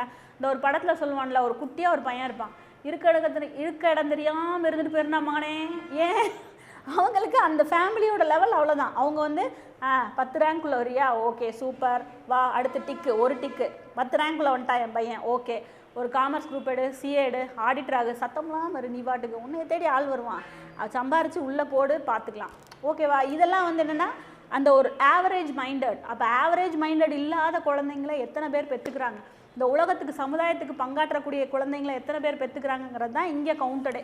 அதுதான் நான் சொன்ன சர்புத்திரர்கள். அப்போது அடுத்த லெவல் என்ன, இந்த குழந்தை பாக்கியம் அப்படிங்கிற விஷயம். அப்போ இது எல்லாமே வந்து என்னது, ஒரே ஹார்மோனியாக எல்லார் ஜாதகத்துலேயுமே கிடச்சிடாது. இது எல்லாத்துலேயுமே ஏதோ ஒரு மைனஸ் இருக்கும், ஏதோ ஒன்று ப்ளஸ் இருக்கும். ஸோ அப்படித்தான் உங்களுடைய ஜாதகம் அமைஞ்சிருக்கும். அப்போ நம்ம சொன்ன ரூல்லாம் வந்து இப்போ நீங்கள் எடுத்து பார்த்தீங்கன்னா, நீங்கள் எந்த அணியில் பிறந்திருக்கிறீங்க, அருளணியா பொருளணியா ஃபஸ்ட்டு. அப்போ அருளணி கிரகங்கள் எப்படி இருக்காங்க, பொருளணி கிரகங்கள்னால் அவங்க எப்படி இருக்காங்க. இது போக பாவ கிரகங்கள் சுப கிரகங்கள்னு எடுத்துக்கோங்க, அவங்க எப்படி உட்கார்ந்துருக்காங்க. இந்த அருளணி வீட்டில் போய் பொருளணி கிரகங்கள் எப்படி உட்கார்ந்துருக்காங்க, பொருளணி வீட்டுகளில் அருளணி கிரகங்கள் எப்படி உட்கார்ந்துருக்காங்க. இது ரொம்ப முக்கியம். ஏன்னா இது மாற்றி உட்காரும்போது தான் சில நம்ம சமுதாயத்தில் சில விஷயங்கள்லாம் பார்க்கும்போது முகம் சுளிக்க வைக்கக்கூடிய விஷயங்கள் இருக்கும். அது வந்து இந்த கேடரில் தான் வரும், சரிங்களா. ஸோ அப்போ எப்படி இருக்குது. இது போக கிரக வக்ரமாக இருந்ததுன்னா அந்த கிரக வக்ரம் கூட உங்களுக்கு நன்மை செய்யணும்னா என்ன செய்யணும், ஒரு பாவ கிரகமாக இருக்கணும், அவங்க வக்ரமாக ஆச்சுன்னா சிறப்பாக இருக்கும். சுபகிரகம் வக்ரம் ஆகும்போது அது ட்ரபிள் பண்ணும் நம்மளை அப்படிங்கிறது தான். அதே மாதிரி உங்களுடைய ஜாதகத்தில் சூரிய சந்திரனுடைய சாரத்தில் எத்தனை கிரகங்கள் இருக்குது, உங்களோட லக்னாதிபதி எப்படி இருக்காரு. ஸோ இந்த எல்லா விஷயத்தையும் ஒரு டோட்டல் கால்குலேட்டிவாக எடுத்து பார்க்கும்போது ஜாதகம் நிச்சயமாக ஒரு உயர்ந்த யோக ஜாதகமாக எல்லாருக்குமே வந்து இருக்கும். ஏதாவது ஒரு வகையில் வந்து நீங்கள் டிக் பண்ணிக்கலாம். ஒரு சந்திரனுக்கு வந்து 10ஆம் இடத்துல செவ்வாய் இருக்குன்னு வச்சுக்கோங்க, இது ஒரு யோகம். எது பெண்களுக்கு இருந்ததுன்னா ரொம்ப சிறப்பாக இருக்கும் அந்த ஜாதகம் சொல்லி நிறைய பெரியவங்க சொல்லியிருக்காங்க. அப்போ சந்திரனுக்கு 10ஆம் இடத்துல செவ்வாய் இருக்கிறது கூட ஒரு பெரிய யோகம். சந்திரனுக்கு அதியோகம்னு சொல்லக்கூடிய 6, 7, 8ஆம் இடத்துல வந்து குரு சுக்கிரன் புதன் வரிசையாக இருக்கும்போது அதியோகம்னு சொல்லக்கூடிய இது நிறைய பெரியவங்க நம்ம அந்த அதிகார பதவியில் இருக்கவங்களுடைய ஜாதகத்தில் எடுத்து பாருங்கள், சந்திரனுக்கு 6, 7, 8 கிரகங்கள் இருக்கும். அப்போ இந்த அதியோகத்தினால வந்து நிறைய பாக்கியங்கள் வந்து நிறைய நம்ம எல்லாத்துக்குமே கிடைக்கிது. முக்கியமாக இந்த சூரியனையும் சந்திரனையும் பேஸ் பண்ணி தான் யோகங்களே இருக்குது. இந்த வசியோகம் வெசியோகம்னு சொல்லுவாங்க. சூரியனுக்கு 2-12 கிரகங்கள் இருக்கா அது மாதிரி பார்ப்பாங்க. ஸோ அந்த வசியோகம் வெசியோகங்கிறது நீங்கள் சூரியனுக்கு 2-12, சந்திரனுக்கு 2-12. இப்போ சந்திரனுக்கு 2-12 எந்த கிரகமே இல்லை, திரிகோணத்துலேயும் கிரகம் இல்லை அப்படின்னா நம்ம அழுதா கூட ஒருத்தர் வந்து ஏன்னு கேட்க மாட்டாங்க. இது எவ்வளோ பெரிய சங்கடம். ஒரு மனிதன் வந்து வருத்தத்தில் இருக்கும்போது அவனை வந்து இப்போ நம்ம இப்படி உட்காந்துட்ட ஃபீலாக ஏங்க இப்படி உட்காந்துருக்கீங்கன்னு யாராவது வந்து கேட்டால் எவ்வளோ நல்லாயிருக்கும். இல்லைன்னா நம்ம பாட்டுக்கு மூலையில் உட்காந்து நம்ம பாட்டுக்கு பேசிகிட்டு இருப்போம், நம்ம பாட்டுக்கு அழுதுட்டு இருப்போம். இதுதான் வந்து அந்த சந்திரனுக்கு 2-12 சுற்றி அவங்க திரிகோணத்தில் எங்கேயுமே கிரக கனெக்டிவிட்டே இல்லை, எந்த கிரகம் பார்க்கலன்னா அவங்க ஃபீல் பண்ணால் அவங்க ஃபீல் பண்ணிகிட்டே இருக்கும். இதுதான் விஷயம். அப்போது அந்த மாதிரி ஒரு யோகங்கள்லாம் பிறந்திருக்கும். நம்ம என்ன எல்லாத்துக்குமே வந்து சின்ன சின்ன அமைப்பு வந்து நிச்சயமாக இருக்கும். எல்லா ஜாதகமே யோக ஜாதகம் தான். ரொம்ப உயர்ந்த யோக ஜாதகங்கள் பிறக்கும் போதே அவங்களுக்கு வந்து என்ன பண்ணும், இன்பில்ட்டாகவே இந்த கிரகங்கள் ரொம்ப சிறப்பாக இருக்கும். நமக்கெல்லாம் வந்து நம்ம முயற்சினால் நமக்கு கிடைக்கும். இப்போ நம்ம ஒரு லெவலில் இருக்கோம், நம்ம இந்த லெவல் எனக்கு டிசர்வ் இல்லை, நான் இன்னும் பெரிய லெவலுக்கு போகணுன்னா நம்ம என்ன பண்ணணும், நம்ம முயற்சியை இன்னும் கொஞ்சம் இன்க்ரீஸ் பண்ணணும். இப்போ என்ன ஆகும், முயற்சியை இன்க்ரீஸ் பண்ணுறோம், எல்லாத்துக்குமே சக்ஸஸ் வந்துடுமா, அதுக்குன்னு ஒரு டைம் வரணும். அந்த டைம் தான் உங்களுக்கு திசாபுக்தி நடத்தி தரணும். அப்போ அதுக்குன்னு ஒரு டைம் வர வரைக்கும் நீங்கள் என்ன பண்ணணும், ப்ரிப்பரேஷனில் இருக்கணும். சும்மா நீங்கள் நெகட்டிவ் ஒரு இதாகி வெளியில் வந்துடக்கூடாது. உங்களுடைய முயற்சிங்கிறத நீங்கள் போட்டுகிட்டே இருக்கணும். நிச்சயமாக அதற்கு ஒரு நாள் வந்து நிச்சயமாக பலன் இருக்குது. நான் ரொம்ப சிறப்பாக முயற்சி பண்ணால் கூட என்னை விட பின்னாடி இருந்தவங்களாம் முன்னாடி போயிட்டாங்கங்க, நான் வந்து என்னால் வர முடியல, அந்த பொறாமையில் நின்றக்கூடாது. அழுக்காறு அவா வெகுளி இன்னா சொல் 4ம் இழுக்காது இயன்ற தரம். அழுக்காறு, ஒருத்தரை பார்த்து பொறாமப்படாதீங்க. அவா ஆசை இருக்கலாம், பேராசை இருக்கக்கூடாது. இன்னா சொல் தேவையில்லாத ஒரு சொற்கள், இதெல்லாம் இல்லாமல் இருந்துச்சு அப்படின்னு சொன்னாலே துரியோதனன் கெட்டு அழிஞ்சதுக்கு காரணமே இதுதான். இன்னும் சிறப்பாக சொல்லணுன்னா மகாபாரதத்தில் ஒரு குறிப்பு நம்ம சகாதேவன்கிட்ட போயிட்டு துரியோதனன் கேட்பார், நான் வெற்றி பெறணும்னா என்ன திதியில் வந்து ஃபைட் ஸ்டார்ட் பண்ணணும்னு கேட்பார். அப்போ சகாதேவனுக்கு வந்து சொல்லிடுவாங்க, சகாதேவன் சொல்லி கொடுத்துருவார், அமாவாசையில் ஆரம்பிப்பா, சிறப்பாக நீ தான் வின் பண்ணுவ. அப்போ இவங்க பிரதர்ஸ் எல்லாம் வந்து கேட்பாங்க, ஏப்பா சகாதேவா நம்ம தான் போரே தொடுக்க போகிறோம், ஏன்னா நீ போய் இவனுக்கு போய் இப்படி சொல்லிட்டே, இது என்னோட சாஸ்திரம், சகாதேவனும் நம்மை போல ஒரு ஜோதிடர். அப்போ அவர் வந்து என்ன சொல்கிறாரு, என்னை சார்ந்த ஆளுகளாக இருந்தால் கூட, என்னோட பிரதராக இருந்தால் கூட, நான் வந்து என்னுடைய கற்ற கலைக்கு நான் உண்மையாக இருந்து நான் சொல்லிட்டேன், இதை வந்து நீ எப்படி மாற்றியோ அதை மாற்றிக்கோ. அப்போ தான் கிருஷ்ண பரமாத்மா என்ன பண்ணுவார், இவர்களுக்காக அந்த முதல் நாளே வந்து திதி கொடுக்க உட்காந்துருவார். அப்போ சூரியனும் சந்திரனும் என்ன பண்ணுவாங்கன்னா ஒரே இடத்துல மீட் ஆகி வந்து கேட்க வருவாங்க கிருஷ்ண பரமாத்மாட்ட, நீங்களே இப்படி செய்யலாமா சாமி, சரி அமாவாசைனா என்னைக்குப்பா அப்படின்னு சொல்லி அவங்க 2 பேர்ட்டையும் கேட்பாரு. நாங்கள் 2 பேரும் எப்போ சந்திக்கிறோமா அப்போ தான், இந்த சந்திச்சிட்டிங்களே முடிஞ்சு போச்சு. இதுதான் யோகம். ஒரு நம்பிக்கையின் பேரில் அந்த எப்படி அமாவாசை தான் இன்னைக்கு, பௌர்ணமி இன்னைக்குன்னு சொல்லிடுவார் இவர், நம்ம பட்டர், அபிராமி பட்டர்னு சொல்லக்கூடிய அபிராமி பட்டர் இன்னைக்கு பௌர்ணமின்றவார் சரபோஜி மகாராஜத்தை. அவர் வந்து தீயெல்லாம் மூட்டிடுவார். நீ வந்து என்ன, அவர் மேலே இருக்க ஒரே குற்றச்சாட்டு என்ன, எப்போ பார்த்தாலும் பெண்களை வந்து காலை தொட்டு வணங்குவார், அம்மா தாயே அம்மா காமாட்சின்னு கூப்பிட்டுட்டே இருப்பார், அபிராமி அபிராமின்னு எல்லாரையும் கொஞ்சுவார் சின்ன குழந்தைய பார்த்தா. அப்போ நீ வந்து பெண்களை வந்து இந்த மாதிரி பண்ணிட்டு இருக்காது, ஒரு மாதிரி இல்ட்ரீட் ஆகுது அப்படின்னு சொல்லி தான் அவரை வந்து என்ன பண்ணுவாங்க, ஒரு கொஸ்டின் பண்ணுவாங்க, இன்றைக்கி என்ன திதின்னு கேட்டுருவாங்க. பௌர்ணமின்னு சொல்லிடுவார் நிஷ்டையில் இருக்கும்போது, ஆனால் அன்றைக்கி அமாவாசை. ஆனால் அவருடைய அசராத ஒரு நம்பிக்கைக்காக தான் நமக்கு இந்த கதைகள் சும்மாலாம் சொல்லப்படலை, உங்களுடைய நம்பிக்கை உங்களோட முயற்சி இருக்கணுங்கிறதுக்காக தான் இந்த கதைகள் சொல்லப்பட்டிருக்கு. அப்போ அவரோட முயற்சி என்ன பண்ணுச்சு, தன்னோட முயற்சியில் அப்படியே நின்று எவ்வளவு ஒரு தீக்கு இரையாக்கப்பட்ட போது கூட அந்த பாட்டை பாடி அந்த அம்மனை வர வச்சு அந்த பௌர்ணமியை தனதாக்கி இந்த உலகத்துக்கு வந்து எவ்வளோ பிரச்சனை இருந்தாலும் நான் வெளியில் வந்துட்டேன், அந்த தன்னம்பிக்கை. அதுதான் நம்ம வந்து நான் முதல்ல சொன்ன திருக்குறள்கள்லையும் முயற்சி திருவினையாக்கும், முயற்சின்மை இன்மை புகுத்து விடும் அப்படின்னு சொல்கிறது திருக்குறளும். அதனால தான் நம்முடைய முயற்சிகள் என்றைக்குமே வந்து தொடர்ந்துக்கிட்டே இருக்கணும். அதுக்கப்புறம் எல்லாருக்குமே கண்டிப்பாக ஒரு நாள் வெற்றி கிடைக்கும். அதுக்கு தகுந்த மாதிரி உங்களோட திசாபுத்திகளும் இருக்கணும். அடுத்தடுத்து நம்ம ஃப்ரெண்ட்ஸும் வந்து நிறைய பேர் பேசுகிறதுக்காக வெயிட் பண்ணிட்டுருக்காங்க. நான் ஒரே ஆளே நிறைய நேரம் பேசினாலும் அதுவும் தப்பாக போயிடும். அதனால் உங்கள் எல்லாருக்குமே அனைத்து வகையான யோகங்களும் கிடைக்கணுமா, சிம்பிளுங்க. வீடை சுத்தமாக வச்சுக்கோங்க, மனசை சுத்தமாக வச்சுக்கோங்க. அடுப்பங்கரைய பெண்கள் சுத்தமாக வைக்கிறாங்களான்னு ஒரு மானிட்டர் பண்ணிக்கோங்க. பெண்களும் அடுப்பங்கரையை சுத்தமாக வச்சுக்கோங்க. கிச்சனை க்ளீனாக வச்சுக்கோங்க. அந்த அடுப்பு அந்த சிங்க் நைட்டு தூங்கும்போது முடிஞ்ச அளவு பாத்திரத்தை கழுவி வச்சுட்டு படுங்க. கஷ்டப்படாதீங்க. வெளியில் ஆள் போட்டிருந்தாலும் சரி, நைட்டு ஒரு 2 நீங்கள் ஒரு இன்டர்வியூவில் வந்து விக்னேஷ் சிவன் சொல்கிறாரு, என்ன இதாக இருந்தாலும் நைட்டு 1:30 மணிக்கு வந்து நயன்தாரா வந்து அந்த பாத்திரத்தை கழுவி வைப்பாங்க.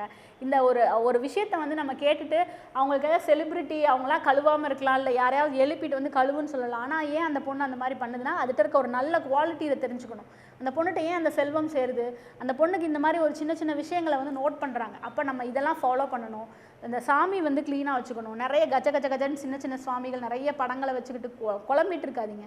உங்களோட குலதெய்வம், உங்களோட இஷ்ட தெய்வம், உங்களுக்கு என்ன தெய்வம் வேணுமோ அந்த தெய்வத்தை அந்த படத்தை மட்டும் வச்சுக்கோங்க. சிறப்பாக இருங்க. நல்லா வளமாக எல்லாருக்குமே யோகம் கிடைக்கட்டும். வெள்ளிக்கிழமைகளில் முடிந்தளவு நல்லா மற்ற நாள், ஏன்னா திருப்பூரில் இருக்கவங்களுக்கு நிறைய பேர் எல்லா நாளும் பூஜை பண்ண முடியாது, வெள்ளிக்கிழமையாவது பூஜை பண்ணுங்கள்.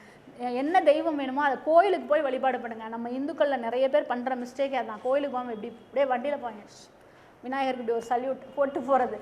கோயிலுக்கு போய் நிம்மதியாக ஒரு 1 மணி நேரமாவது உட்காந்துட்டு வாங்க. நிச்சயமாக எல்லா யோகங்களும் எல்லாருக்குமே கிடைக்கும்.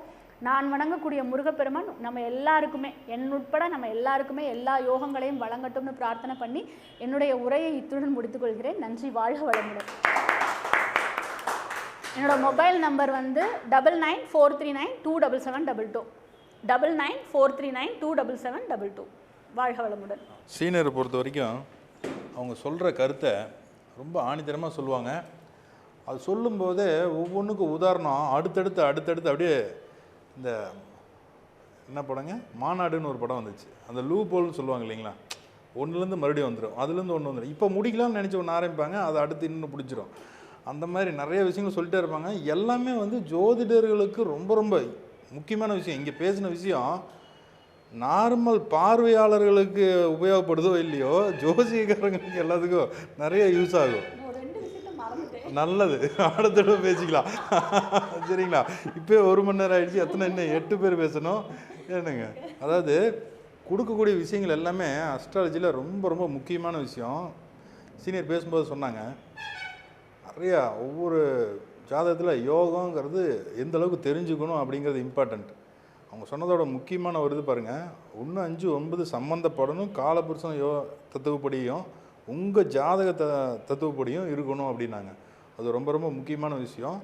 எந்த ஒரு ஜாதகமும் இப்போ நீங்கள் நல்லா இருக்கீங்க அப்படின்னா கண்டிப்பாக 1, 5, 9 உங்களுக்கு நல்லா இருக்குன்னு தான் அர்த்தம். நீங்கள் கஷ்டப்படுறீங்க அப்படின்னா உங்களுக்கு 1, 5, 9 கெட்டு போயிருக்குன்னு தான் அர்த்தம். 1, 5, 9 நல்லா இருக்கிறவங்களுக்கு கண்டிப்பாக எப்படினாலும் யாராவது ஒருத்தங்க காப்பாற்றுறதுக்கு வந்துகிட்டே இருப்பாங்க. பெரிய கஷ்டங்கிறது படுறதுக்கான வாய்ப்பே இருக்காது. அதே மாதிரி இன்னொன்று சொன்னாங்க, இந்த கொரோனா பீரியடுன்னு ஒரு வார்த்தை ஒன்று சொன்னாங்க. அந்த காலகட்டத்திலலாம் யார் எங்கே போயிருந்தோம்? அந்த நேரத்துலலாம் எல்லாம் முன்னுக்கு வந்தவங்களாம் யாருமே இல்லையா? அவங்களுக்குலாம் ராகு சம்மந்தப்பட்டிருக்கும், லக்ன ராகா இருக்கும்னு. அது 100க்கு 100 உண்மை. எனக்கு லக்ன ராகு சம்மந்தப்பட்டதுங்க. 2020 கொரோனா வரும்போது அந்த காலகட்டத்தில் வீட்டை விட்டு வெளியவே வர முடியல. நாங்கள் இங்கே திருப்பூரில் இருக்கோம், பொள்ளாச்சியில் அம்மா அப்பா இருக்காங்க. இங்கேருந்து பொள்ளாச்சிக்கு போயிட்டோம். பொள்ளாச்சிலேருந்து வெளியவே வர முடியாது. மளிகை கடைக்கு போகணும் அப்படின்னாலும் அந்த ஒரு நாள் விட்டு ஒரு நாள் தான் வரணுங்கிற மாதிரி வைப்பாங்க. ஸ்டிக்கரில் அது பெயிண்டில் வந்து வண்டியில் வந்து பொட்டு வச்சு விட்ருவாங்க. அதுவும் ஒவ்வொரு நாளைக்கு ஒவ்வொரு கலரு. அந்த மாதிரிலாம் இருந்துச்சு. அந்த மாதிரி வீட்டில் இருந்த காலகட்டத்தில் நம்ம ராஜநிலையில் அங்கே இருந்து முதல்ல இருக்கோம் இல்லைங்களா, மாஸ்டராகவும் இருக்காங்க. அப்போ பார்த்திங்கன்னா ரொம்ப அமைதியாக இருக்குது.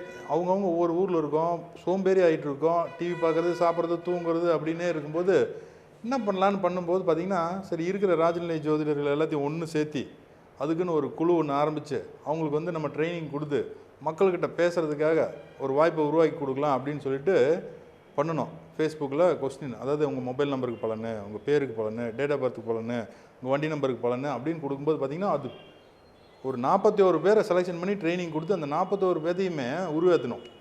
அது என்னாச்சுன்னு கேட்டிங்கன்னா, அந்த கொரோனா பீரியடில் வீட்டில் இருந்த காலகட்டத்திலேயே 2 லட்ச ரூபா 3 லட்ச ரூபா கிட்ட இன்கம் வர ஆரம்பிச்சிச்சு.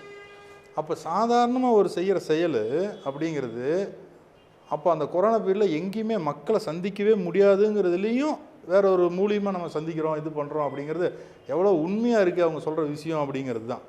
அது மாதிரி சீனியர் சொல்கிறதுல நிறைய விஷயங்கள். இந்த கடைசியாக சொன்னாங்க இந்த நயன்தாராவை பற்றி. நயன்தாரா எல்லாத்துக்கும் நல்லா தெரியும். அவங்க சொன்னது என்னங்க, வீட்டை சுத்தமாக வைங்க, கிச்சனை சுத்தமாக வைங்க, பாத்திரத்தை சுத்தமாக வச்சுக்கோங்க நைட் லேட் ஆனாலும் அப்படின்னு. இது என்ன காரணம் அப்படின்னு கேட்டிங்கன்னா, வீட்டை நீங்கள் எந்த அளவுக்கு நீங்கள் சுத்தமாக வைக்கிறீங்களோ சுகஸ்தானம் அப்படிங்கிறது 4ஆம் இடம். நீங்கள் வீட்டை எந்தளவுக்கு நீங்கள் நல்லா பார்த்துக்கிறீங்க அப்படிங்கிறத பொறுத்து லைஃப் உங்களுக்கு மாற்றம் ஆகும். அதே நேரம் நீங்கள் வந்து கிச்சனை வந்து எந்த அளவுக்கு நீங்கள் சுத்தமாக வச்சுக்கிறீங்களோ அந்தளவுக்கு வீட்டில் பெண்ணுக்கு மதிப்பு கூடும். பெண்ணுக்கு எப்படி மதிப்பு கூடும்? புருஷன் நல்லா பார்த்துக்கணும், வேணுங்கிறத வாங்கி கொடுக்கணும். வெளியே வந்து போகிறாங்க வர்றாங்க அப்படின்னா கொஞ்சம் ஆடம்பரமாக இருக்கணும், அந்யோன்யமாக இருக்கணும். அப்போ தான் வெளியே உலகத்தில் மதிப்பு இருக்கும். நீங்கள் பாத்திரம்லாம் போட்டு கிடக்கும், 2 நாளைக்கு ஒருக்கா கழுவுறது, 4 நாளைக்கு ஒருக்கா கழுவுற வீடெல்லாம் இருக்குது. அப்படியெல்லாம் பார்த்தீங்கன்னா புருஷன் பொண்டாட்டிக்குள்ள பிரச்சனை இருக்க தான் செய்யும். சரிங்களா? அப்போ அந்த பாத்திரம் அப்படிங்கிறது சுக்கிரனாக மாறும். அங்கே பெண்ணுக்கு நல்ல ஒரு மதிப்பு மரியாதை கொடுக்கும். அந்த சுத்தப்படுத்துறது அப்படிங்கிறதுல உங்களை நீங்களே கரெக்டாக வச்சுக்கிறதும் உங்களுக்கான மதிப்பு கூட்டுறதுக்கு உண்டான வேலை தான் அதெல்லாம். சரிங்களா? ரொம்ப அருமையாக பேசுனீங்க. நம்ம மனித நாடி அஸ்ட்ராலஜி கருத்தரங்கத்தில் உங்களோட ஸ்பீச் வந்து உண்மையில் ரொம்ப சிறப்பாக இருந்துச்சு மேடம். சீனியருக்கு ரொம்ப நன்றி, வணக்கம், வாழ்த்துக்கள். இதே மாதிரி அடுத்தடுத்த இதில் உங்களோட கருத்துக்களை எதிர்பார்க்குறோம். சரிங்களா?